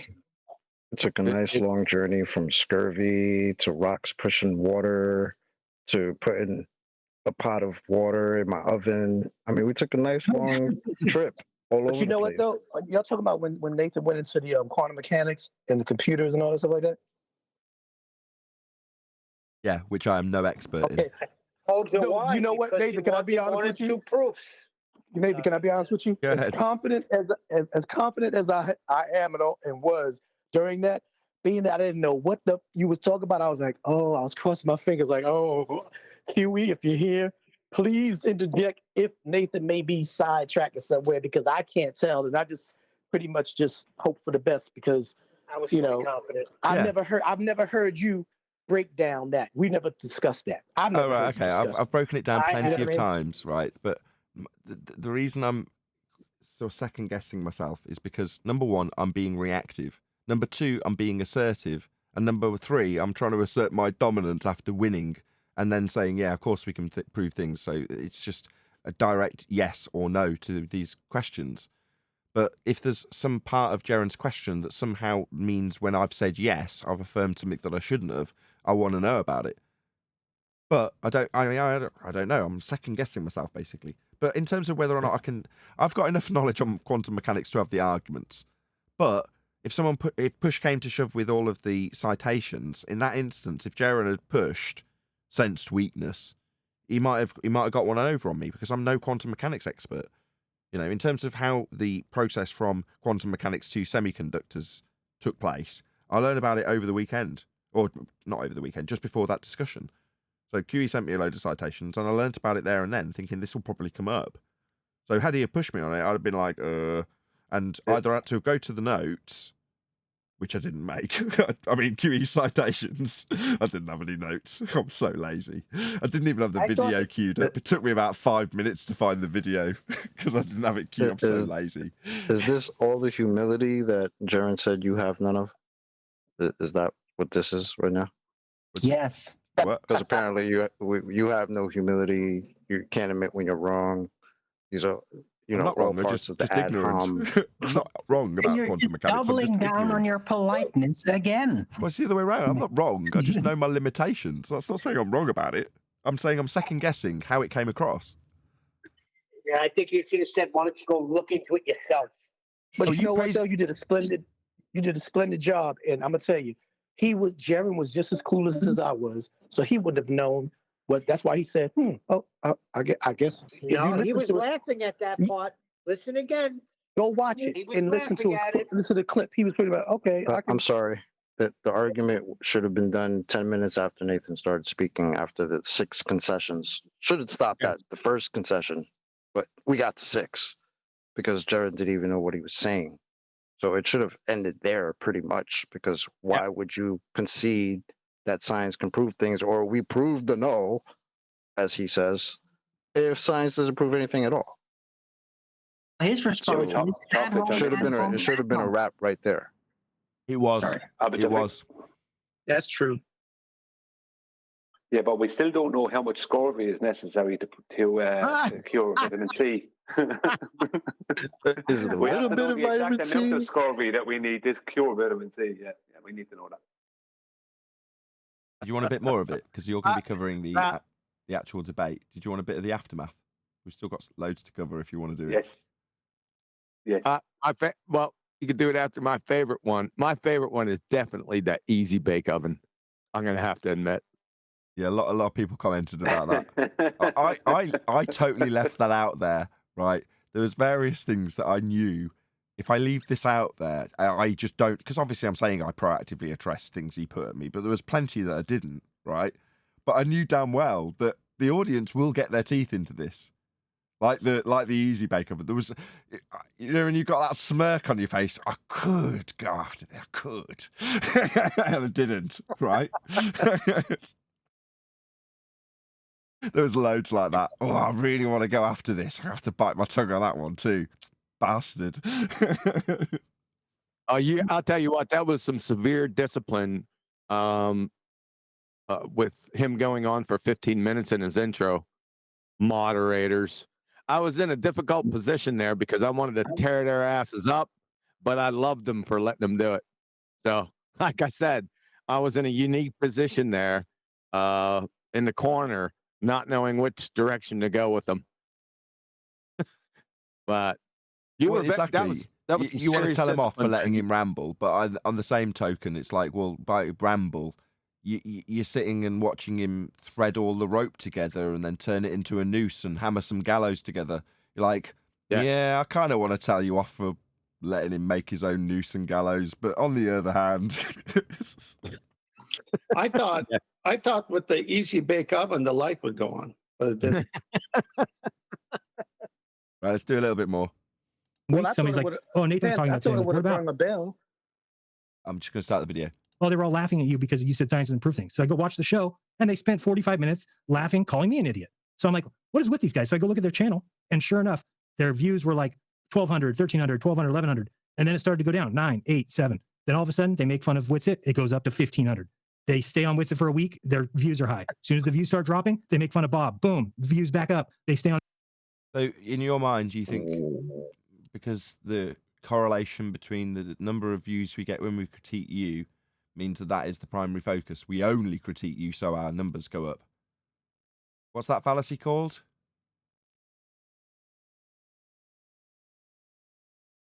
What numbers? Ad populum. On that for a week. As soon as that dropped off, I was next. So then I said to everybody, this is a scam. The scam is that you've been such an asshole now that no Glober would dare step into your flat earth debate.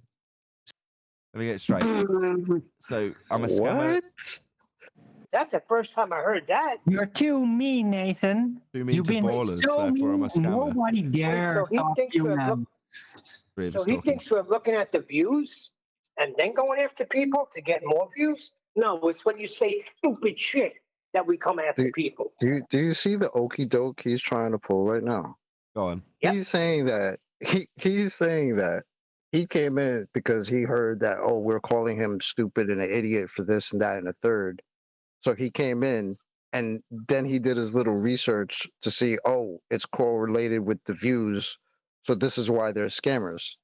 But missing the whole point that we were calling you all those things because you had already called us scammers, Jaron. Your okey doke isn't working anymore. Or it never worked. But earlier you wanted to know his intent. You're getting it. So now what do? Your name of your channel is Flat Earth Debates. You're supposed to be the head of Flat Earth Debates, but you can't get debates anymore. So what are their possible options? And sadly, their only option is to go after their own. It's all they can do. And so now, if you tune into Nathan's show, what do? They take other people's debate. Ed, can you make it lengthy? Sorry. Time enough to make a coffee. Yeah, don't worry about it. Oh, that's no problem with him. I knew that was coming. Yeah. Well, the thing about it is what he just said there that I've just forgotten about now since Nate said that to me was that, yeah, you can't get any Globers in for debate anymore. No, this is the thing. These people don't realize because they are living in a world where pseudoscience is okay and there is no proof. They don't realize that it's not, there's no Globers coming in here because of Nathan being mean to them or any of the rest of it. It's because the argument is over. There is no more debate. They don't have anything to debate with other than tactics and nonsense. What wasn't Chaiki in the other day? Didn't debate Chaiki? Was it unorthodox in here a few days before that? Yeah, but every day there isn't people in, and the reason there isn't people in is because there isn't a debate.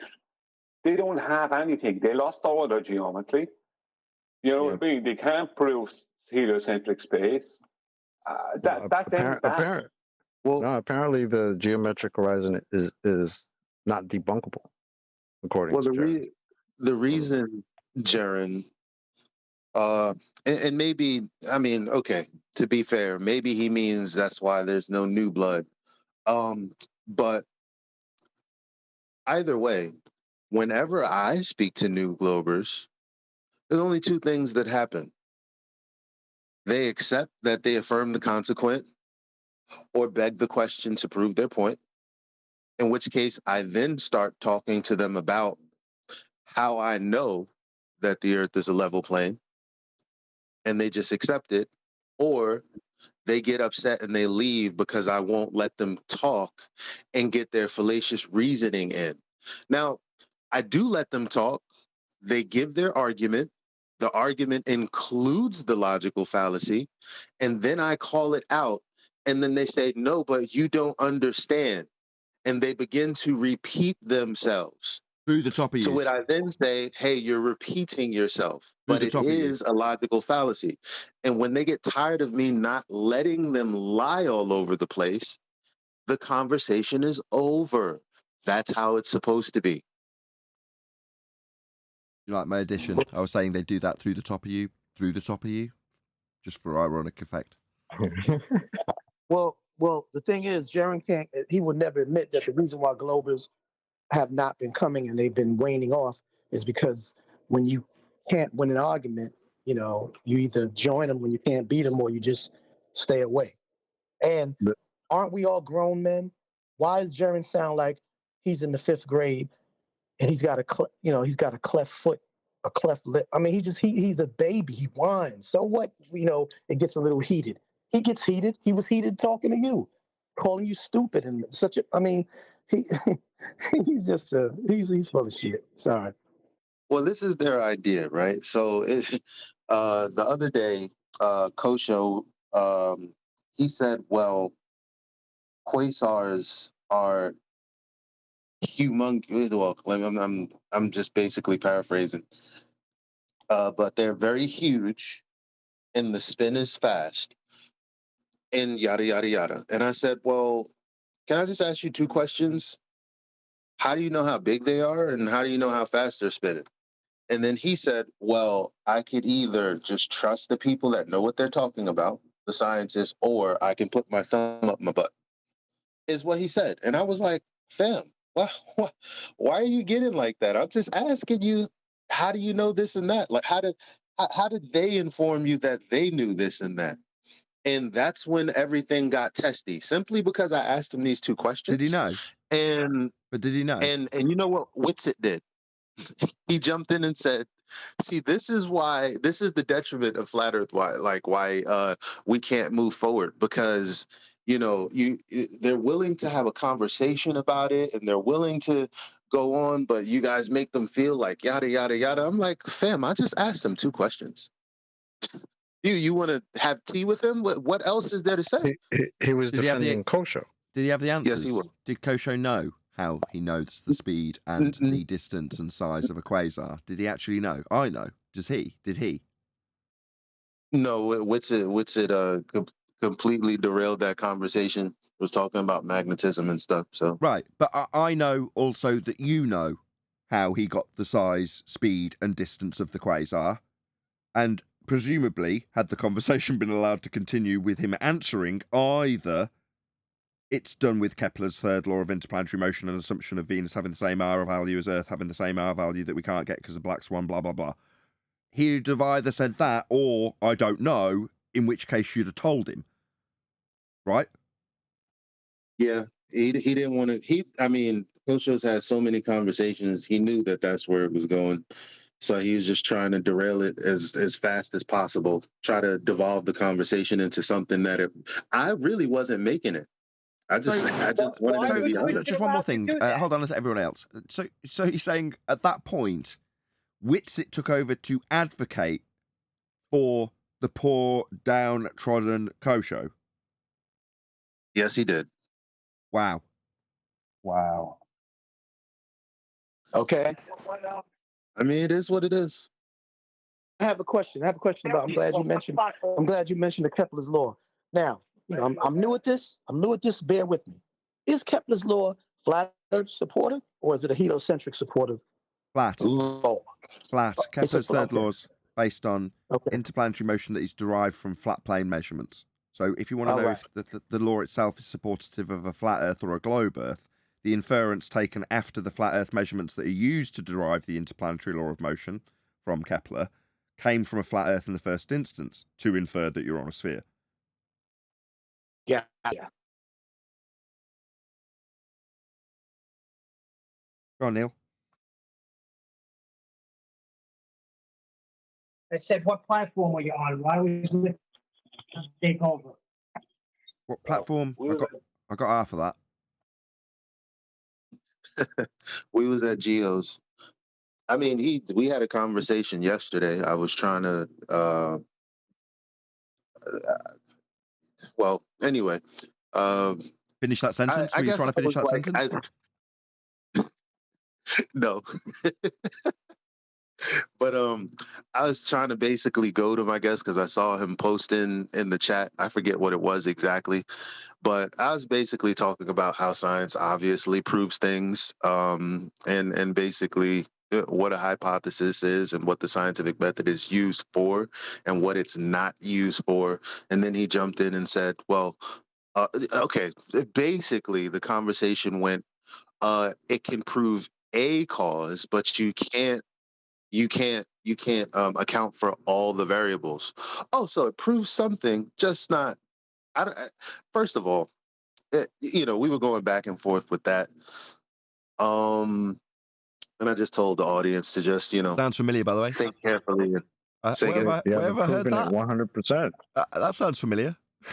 I wonder where Jaron got that from. Oh, from Witsit. Yep. So it's a little bit of back and forth. I didn't have much support other than Drace. Shout out to Drace. Appreciate you there. It's the blind leading the blind. I see. Hey, Nathan, I did want to point something out, though. Go ahead, APOC. APOC, very valued moderator of the show that everybody's been slagging you off when you buggered off because you were ill. Yeah, sorry about that, everybody. I did. No apologies needed. But... The moderation being lacking because of your sickness shouldn't really be held against you. Let's just put it that way. All right, I appreciate that. I did want to say, though, that since your discussion with Jaren, I noticed that in my server, the flat earthers' arguments are changing, and the ballers are getting, the globers are getting, I could tell they're getting frustrated because now they're like trying to hold them to that same fire. And I think that's why this conversation, no matter how anyone wants to look at it, whether it was productive or not, I think that ripple effect and you showing how like this is the way it should be broken down because that is the truth, then I think it's a positive thing in my opinion. That's why I think these conversations need to be had, even though sometimes it's like flat earth on flat earth crime, right? Or fights. But I think that's needed for the people that are on the outside looking in, Absolutely. Or standing there. Well, so that's what you're seeing the wave that has been developed from a pebble that was dropped into a massive lake quite some time ago by QE. So while I could just lean on the argument I used in the live show, which is it's my argument. I take ownership of this and of the failure if it happens, right? But in this instance, the wave that you're describing, the buzz that's now flying through your Discord server, that's as a result of QE disseminating the scientific method and how the 6th grade level proof has been hijacked. And now we're seeing remnants of that pebble turning into a tidal wave, which is nice to see, but I can't take any credit. I can't really take any credit. Right. Well, I will say this, though. It's funny that you said that because just this morning, Bob, science guy, literally told someone like, you're not going to hold me to 3rd grade physics or something like that. He said some weird quote like that, but that's kind of like, I totally disagree with that. I think that's when they run off into their, to their wonderland and, la la land. When you don't hold them to the fire on what and how things actually should be, science. Yes. For lack of a better word. Did the same thing too. Hold on, Neil. Yes, APOC. What you're basically saying is, I have offered the sword to Jaren, and he slapped my hand down and said, I don't want that sword. It's crap. It's broken. Doesn't even work. And other people listening have gone, that shiny looking sword looks all right, though. Exactly. I might just have a little go with it. Why not? What could hurt? Right. Oh my God, the head's come off immediately. Wow, it's really sharp. Holy hell. It works. And Jaren's like, this but a flesh wound. But yeah, exactly. That's the perfect analogy. Like, okay, Jaren didn't want to use that, but I'm noticing that even within my server, there's people like, I was just reading through this, and there was like 4 or 5 globers ganging up on 1 or 2 flat earthers, but they are just sticking to their gun. It was really cool to witness. I was just reading it, like, wow, they're holding them to the fire the same way you and yeah, you're right. QE also has really set that up. Said, but I'm sorry, what was that? And with that being, I'm real quick. With that being said, Apocrypha, what you just said, Nathan, what you did and what you wanted to do has been accomplished. Irregardless of Jaren still wants to drink Kool-Aid made out of jackass piss and think it's made out of spring water. Neil, now you see. Now I see. what Nathan was trying to do. I'd rather take 1,000. I had no doubt of No. Listen to me. No, I'm just saying. Let's be honest. Let's be honest. If it was up to you, you wouldn't want Nathan to have done what he does. Did Neil just pipe up? No. See, that's where you're wrong. I don't want Nathan lining up hip and hip with him because he's off. That's the mistake. Okay, I got you. I had no like doubt I said, in Nathan's I didn't catch that. Hold on, I would rather take hundreds to thousands of the people that Apocrypha is talking about versus one Jim. Hold on. APOC was just about to round out his point. Then I want to go back to Neil. But go ahead, APOC. Yeah, so this is why I'm saying, like, I think that even though, you know, even though it's like it may be even an old argument or an old, you know, fight, you know, I still think that there is so many more fresh new people in this circle that have come from, you know, a long time, you know, over the years. And I get it that there's truth in the FED, you know, in the show, in the program, QE, Nathan, the panel. You guys do a good job of doing that, but there's a lot of people on that have come, you know, they've taken a different road to Flat Earth, and they're just on the other side, and they're hearing the Witsits, the Gerans, and the other side, if you would, the Globebuster side. You know, that's a different road they've taken.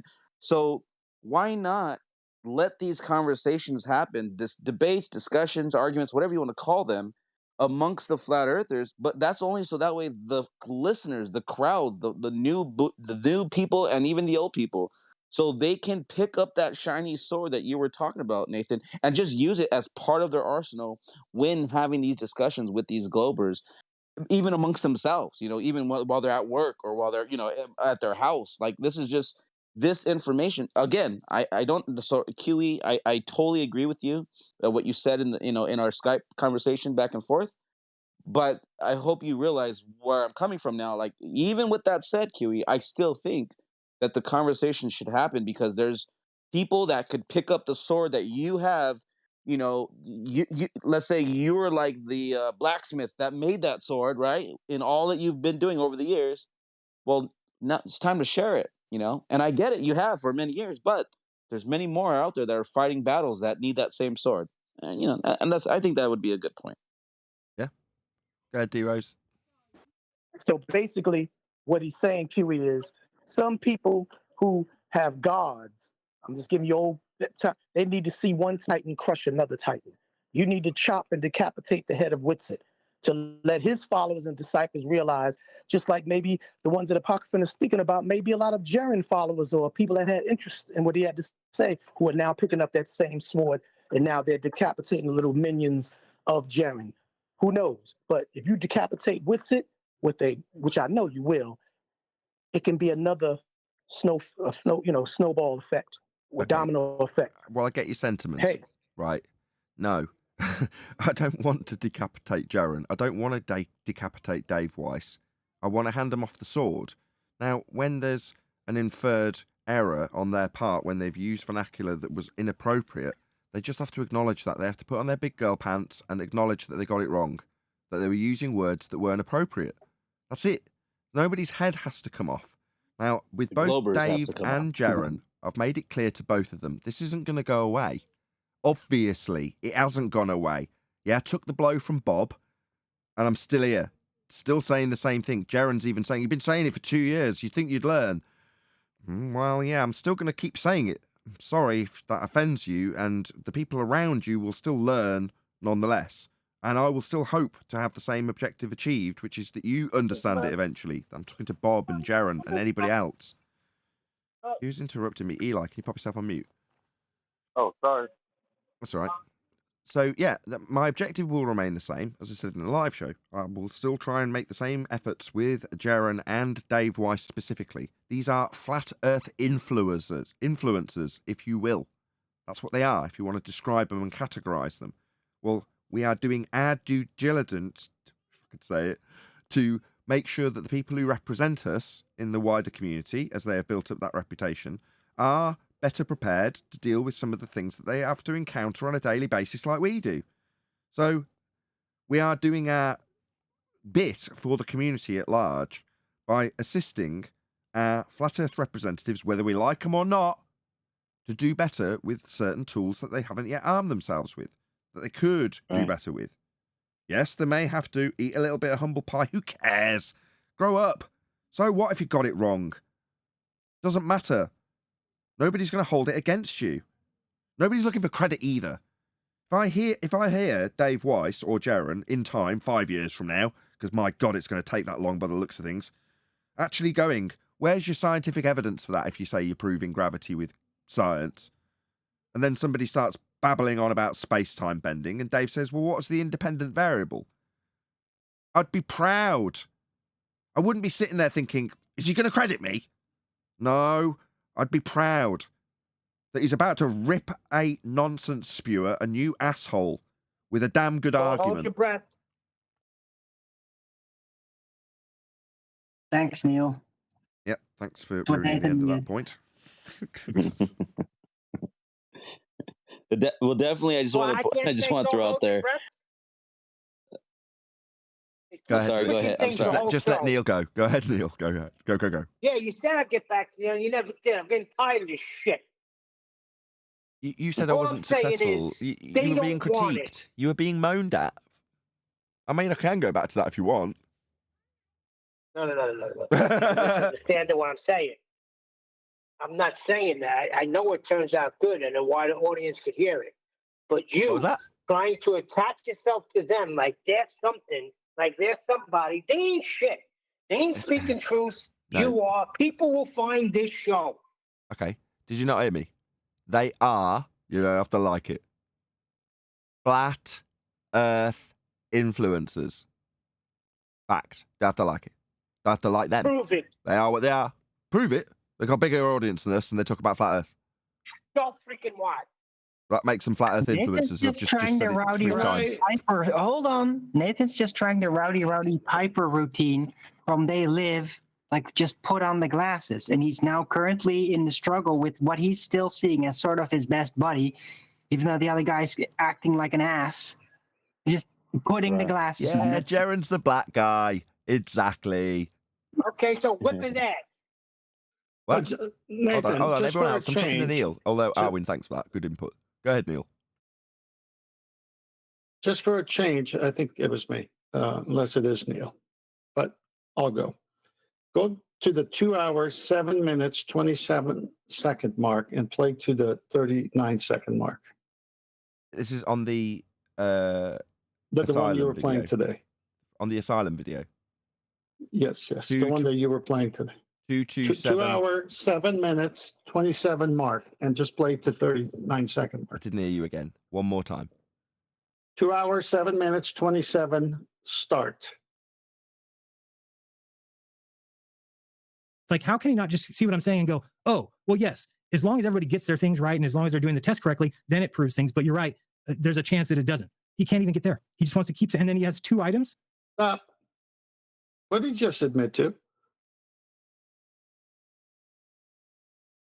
That you can He's a prove scammer. something, but in there, it never says in the song, it. oh, saying science proves things when it doesn't.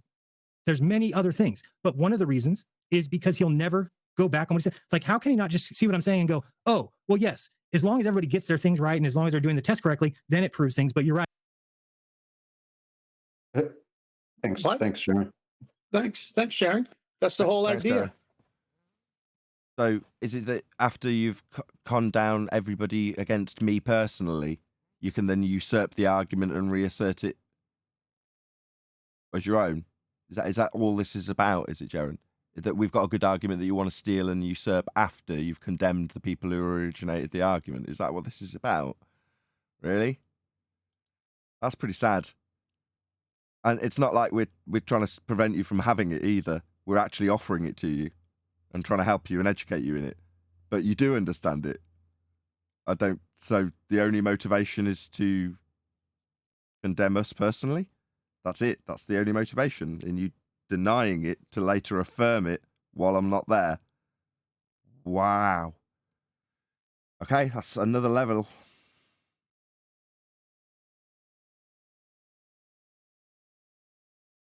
I don't That's see really you. sad. I don't see you making any kind of crazy like speculation there. I don't know whether it's true or not, but I can certainly see your argument. You know But what I do mean? you see, if I say science doesn't prove things, how many shows do you need to do about that?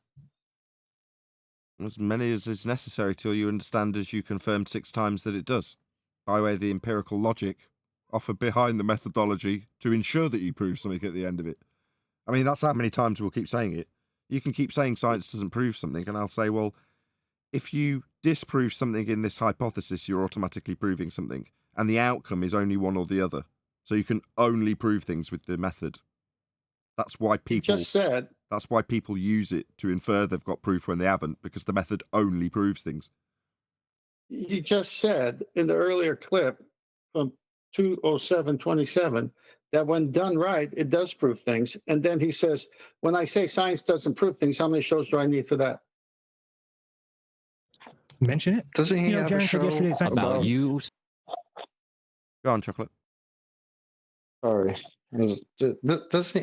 Doesn't he have a show about proving that the Earth is not a globe? Isn't that what his show is about? Again, back how to many the shows? I see, How many shows does he need for that? back to the hypocrisy and double standards. No. When they use the word science and infer proof with it, that's fine. When they say proof, that's fine. When we say proof or we say science, we are scammers.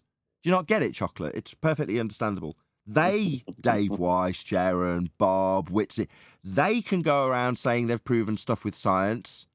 They haven't. They didn't put it through the method.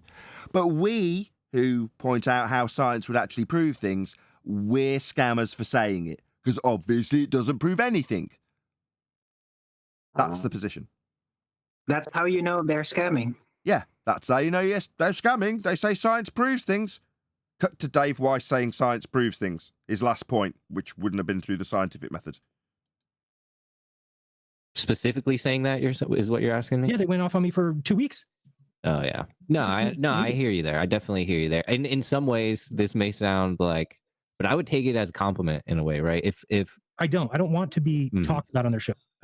First of all, I don't like to listen to the show, so I don't want to have to tune in here, and I have to hear from other people. And they said that's why, and I can't remember exactly what it was, but they were somebody told me, oh, Nathan was saying today he was strawmanning you by saying that you said dirt causes water to boil. Like, what? So I had to go listen to this, and he's just saying that to his audience, like, maybe it was rocks. My bad. How dare you, Nathan? I'm sorry. It must have been my mistake. It was rocks. He wasn't necessarily saying that. He was like making a character of me. And Jaron goes and says that, oh, it's dirt that causes the water. And so we tell him it's not dirt. So we proved it wasn't dirt. You know, he's going through this whole thing. But it's just, to me, I don't see the... That is actually an example of a valid hypothesis. Sorry. That's the actual argumentation. That's actually a valid hypothesis that would offer proof at the end. So you look at water boiling in a hot spring and go, I wonder what caused that. It's sat in soil. Maybe it's the soil.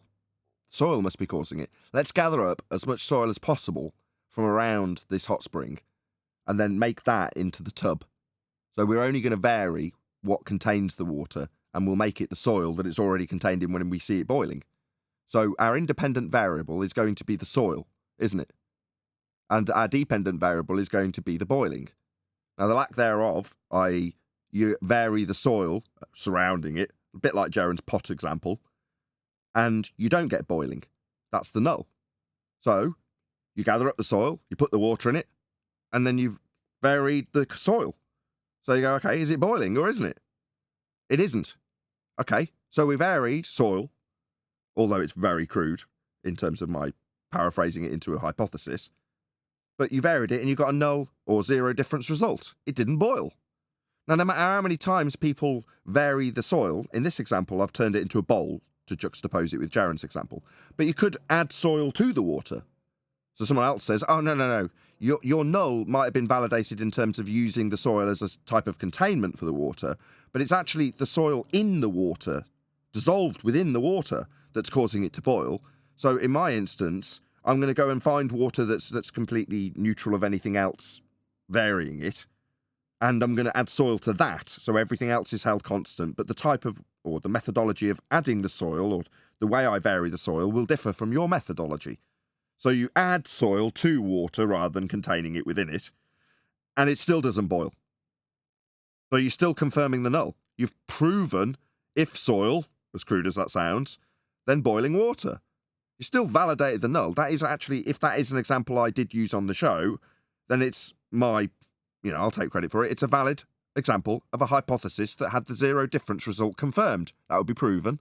Now, if it's Jaron's and I'm mistaken, and he's actually said that, and I'm taking the piss out of him for it, then it is. I'll concede I was wrong, because actually, seemingly inadvertently, Jaron has, if it's his, accidentally formulated a valid hypothesis with that. When you vary the soil, you can have that as your independent variable, and the boiling is still the phenomena you're trying to induce. And when you don't induce it from the soil, however you vary it, you don't get your boiling, then you are proving your null. So that's, if it's Jaron's, a good example of a valid hypothesis. Nothing wrong with it. Right, Nathan, can I remark too? It's a little bit more difficult to formulate, perhaps, but technically what you said, stuff being dissolved in the water, which includes soil, there's a lot of minerals in there, it will effectively lower the boiling point, though. You won't find that out. It doesn't make the water boil. Stop. You won't find that out in that experiment, though, will you? Like I'd have to decry Jaron for. No, independent variable. No, you're never going to find that out, because that would be a different experiment. Right. You're right. Just going to vary soil. And every time you do, that would be prove the null. Every single time. Prove. You know what that reminds me of? Just real quick, Nathan. Have you watched that movie where Will Smith is like the last person on Earth and everyone else is like zombies or something? Legend. And I Am Legend. Yeah, Legend. So he's like in his lab and he's just like testing like on the 13,000, whatever it is. Like he's tested so many times this variance to come up with a cure for the rats, because he injects that virus, and then he has like, wouldn't that be kind of like along the lines of like how science? Would that be a form of science in your opinion, or in the explanation? I'm kind of trying to understand this and grasp this. Would that be considered doing science, because he's trying different, variables to finally get, and then he ends up finally getting to the conclusion. Let me answer you. It's a movie. Okay, don't worry about it. I will be answering your question by the conclusion of what I'd say, but it won't directly address it initially, so just bear with me. Once you understand what science is, you are capable of identifying the answer to that question, which is to say that the process, and I'll revert back to our more simplistic, concise version, as in I'll drop the research step, right? Step 1, observe natural phenomena. That will be your dependent variable in the hypothesis. In other words, at step 1, you've not only seen something happen, you've also got half of the hypothesis already. Because the only other thing that you're going to add to step 2, formulate hypothesis, is what you'll vary to induce what you saw. So step 2, formulate hypothesis, is merely what you observed happening, the phenomena, that's your dependent variable, and what you think will cause it, independent variable. There's your hypothesis. IV causes DV. Yes, you've also got the null, which is the contrapositive, but that is, in essence, the same IV and DV, isn't it? It's just not instead of will in the statement. So once you've got step 1, observe natural phenomena, and your not yet validated presumed cause of the effect, that's independent variable, you've got step 2, an independent variable, presumed cause, and an effect, naturally observed phenomena. Then, guess what? You just vary your independent variable. That's it. You wiggle it, as Anthony would say. You wiggle that which you think will cause the effect. That is called an experiment. All you do in an experiment is vary what you think will cause the effect. So when I said you vary the soil, that's all you do. You see water, you want to make it boil, you think soil's the cause, independent variable, soil content, when I add it to the water. Dependent variable, water boiling. Suppositional statement of cause. If I add soil to water, it will cause the water to boil. That's my supposed, not yet validated, statement of cause, also known as an alternative hypothesis. The contrapositive I've already detailed many times. It's what I focused on with Jaron. The null. If I add soil to water, it will not boil. That is a predictive statement. I predict that when I add the soil, it's not going to boil. Off to get some soil. Huh? I'm still talking. Off to get some soil. So I pour my soil in. And what do you know? I was right. My null was true. Proven. Correct. Validated. I have to now draw a line through my alternative hypothesis. Put a cross next to it. No, the soil didn't cause the water to boil. I proved the null. If I add soil, it will not boil. Proven. And will be proven every single time I ask you to do it, or anybody else to do it, or if somebody does it independently of me, even knowing that I've done it, having not researched that I did it previously. They'll always get the same result. It's empirically validated. So there you go. Step 1, observe natural phenomena. Step 2, formulate a hypothesis, which you're halfway there once you've seen something happen, because all you're going to do is suppose the cause of it. Step 3, vary the presumed cause and see if it causes the effect or not. Now, your question, now we've got all the way around that, Reekin, was, is the idea that Will Smith poisoning a rat with an infectious virus, let's just pretend that bit's all cushy first, and whether or not he can then get rid of the self-induced virus he put on the rats, is that science? Okay. So step it's 1... unicorn fart science. Say again, Owen. It's unicorn fart science. Well, does it adhere to the steps? That's what we're going to do next. So I'll ask... Was it APOC that was asking me? It was, wasn't it? Right. Right. APOC. Step 1, observe natural phenomena. In your scenario, he artificially induces rats with a virus, does he not? Right. What caused the rats to have that, made-up disease in the movie? What caused them, the rats, to have it? He did. So, what do you think the cause was then? We're already there, aren't we? Right. Right. He gave it to them. So if you pay close attention, observe natural phenomena. Mm-hmm. So as soon as you say a man did that, well, then we already know what caused it. Well, Nathan, can I interject with Apocryphon? I know what he's saying. No, I'm talking to APOC. I've got APOC's hand. Okay. Bloody ginger children, always trying to get the attention.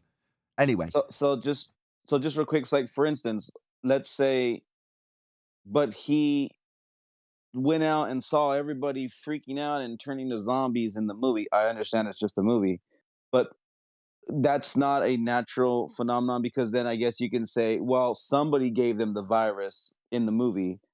So, but from his point of view, if he just went out to the street and saw like some weirdo coming up to him all, gotcha.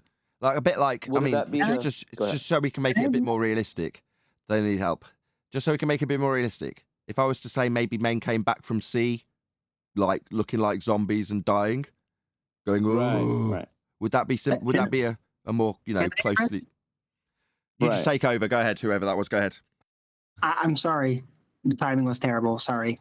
But it's not science. What he's effectively doing is another process, and that is like just basically letting it happen, infecting, and then see if an aberration and an unexpected event happens that he could exploit to like find a cure or something, right? That's what he's doing. It's basically spitballing, and there's not science involved yet. It's hoping to stumble upon something that you could then scientifically exploit. So it's more preliminary in that sense. Would you say, Nathan? Well, yeah. I mean, you could have Adam do a better job of juxtaposing it with correlative research, but group studies isn't what we're trying to disseminate when we talk about the scientific method, and that's not his question. He's asking, is that science? Well, no, it's not. We already know that the man caused the rat to get infected. Well, if you say, well, what about somebody just rolling around like zombies, like half dead? What, like with scurvy? Yeah. Yeah, Right. then you need science, don't you, to find out what causes that to happen. Hey, Bach, as I recall the movie, he actually went and captured one of those zombies and would inject different doses of whatever he thought might bring that person out of zombiness back to humanity, correct? Right. Okay, so Yeah, he would try it. He would try it on the rats, and then what happened was when he was successful with one of the rats, then he said, "Okay, now time to try it on one of the infected humans." So then he went and caught the human, and then he put it in, and then it didn't work, and that he had killed the human. So then he had to go back, and in the whole movie, he was the actual That's the perfect cure, lead though. APOC for Adam to pipe up. Go ahead, Adam. But that's just medicine, isn't it? That again is correlation we're looking at there. If rat cure, then hopefully we don't kill the patient. That's not science, is it? There's no cause and effect there. There's just correlational stuff, which in circumstances you'll try, wouldn't you? Okay. Right. It's just testing. But we live in Now, can I say what? Current result. May I please, to add on to what Apocrypha to say, let's be more realistic, which I thought Nathan was gonna do. Let's talk about what they did in 2020. Let's talk about the polio virus. Let's talk about all the viruses. That's all my I Am Legend was about. It was one of those contagion, apocalyptic movies to stir fear mongering. So let's say, can we just be realistic and stop putting I Am Legend and let's use the movie Contagion, which is more similar to what we've been experiencing in real life. Is that is that science? Hello? Is that science to find a vaccine to fight a so-called virus that causes, which is seen by either biting, spitting, airborne, or whatever? That's basically what I Am Legend was about. Yeah, Trying sure, to but- mix science into that. I get that. That's right. I'm going to stop you all. Okay. I get, and I thought Adam would round it out, and he did, but no, it's obviously not landed where I hoped it would. And Adam, I'm going to pass on to you next, right? If you're hopefully there. No, Jaron also tried to do this, right? And drag me into a discussion that compares and contrasts scientific validity with correlative studies. And he tried to do it with, I can't remember, MMR, I think he tried to do it with. It's not really that relevant. Now, while amongst friends, we may discuss this, even live, the rules permit it now, right? As long as we're not trying to disseminate medical information, fine. Then, when it comes to the scientific validity that isn't offered by the same standards that we disseminate here daily, when it comes to vaccines, they'll lean on the medical standards that sometimes get attributed to science, incorrectly also, to show their correlative studies in medicine has been done for as long as it's been done. Now, yeah, that's not science. Adam would be the first. He's a pharmacist, and would be the first to admit it. Does that mean that we don't progress things with medicine? It's not for debate when I'm trying to prove what science does and how it does prove things.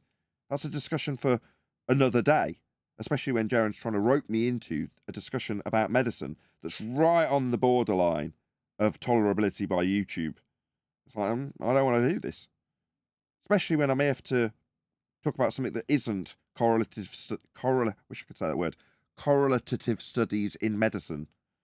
That's not what I was there for. So I don't necessarily want to do that now either. But in an example from APOC, where he's asking, how do I assess whether or not this is science? Well, this is how you assess whether or not it's science. That's it. Not, oh, well, what wasn't science? Let's discuss the validity of that. Well, we could, amongst friends. But why are we doing that? Sorry, this bears on the nature of reality. This is another thing I can't wrap my tongue around. A societal problem. Okay, well, that's not what we deal with here. This isn't a sociology exercise. We're talking about the nature of reality. That's physics. So why medicine's done that way, I don't care. I do, personally, but not on this show, I don't. No offense. Right. Right. Can I I just put it's just something in interesting there? because oh, go ahead. Word is correlative. Yeah, just something that Jaron said that really, in my opinion, just completely ruined all of his arguments. When he tried to say, so Nathan, all you have is he causes water to boil and vitamin C cures scurvy. That's it.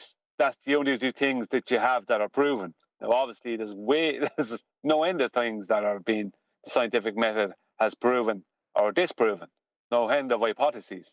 But when he said that's all you've got, and even that was all you had, that would mean there's two things that have been proven via this method.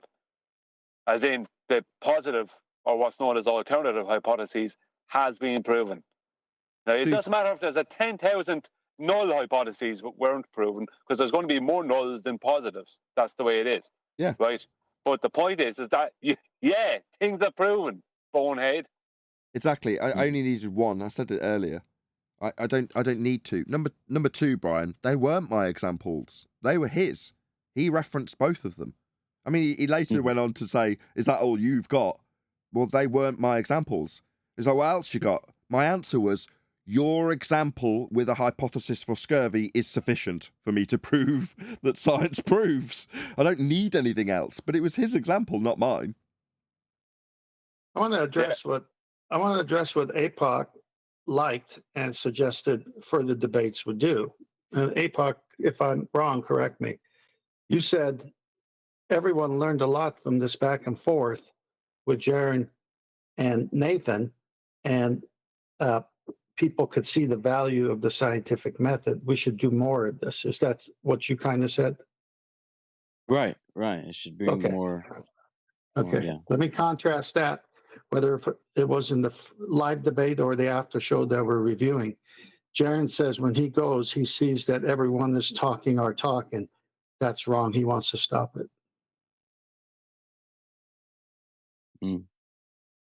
So what you want, what you want as an outcome, he wants to stop.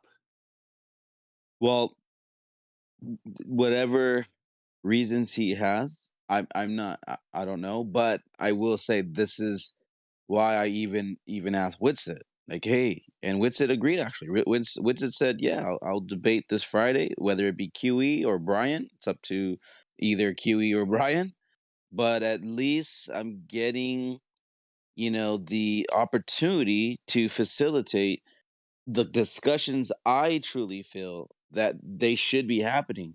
Like I said, and that was very well put, the way Nathan said it. Someone else picked up a sword. Maybe Jaron didn't want to use that sword, but somebody else, and they're using it in my server just this morning. And I am a with my witness of it. I'm testimony to that, but to my idea or what I thought, would be the outcome from that. There was proof in the pudding. There was proof of it. So I do agree that, or I would say, I mean, I don't know if anybody agrees with me, but I would say that these discussions amongst each other, even from group to group, even though we're both on the side of the line across from the Globers, I still think that this has to happen back and forth.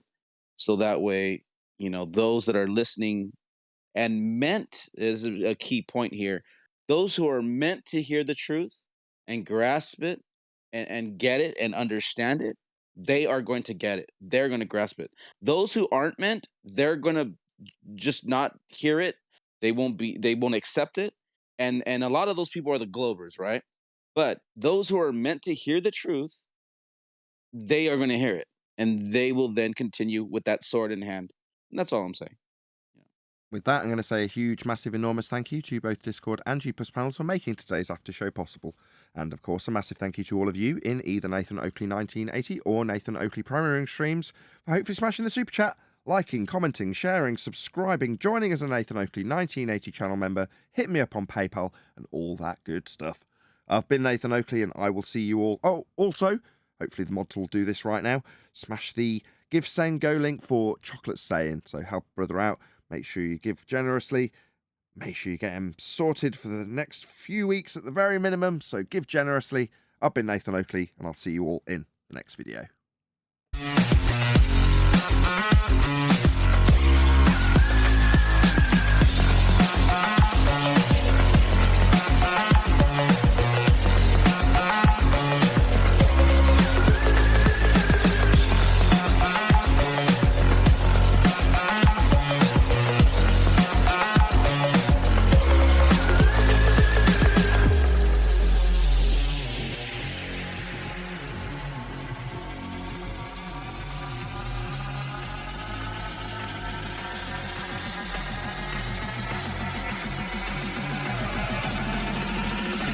what a name!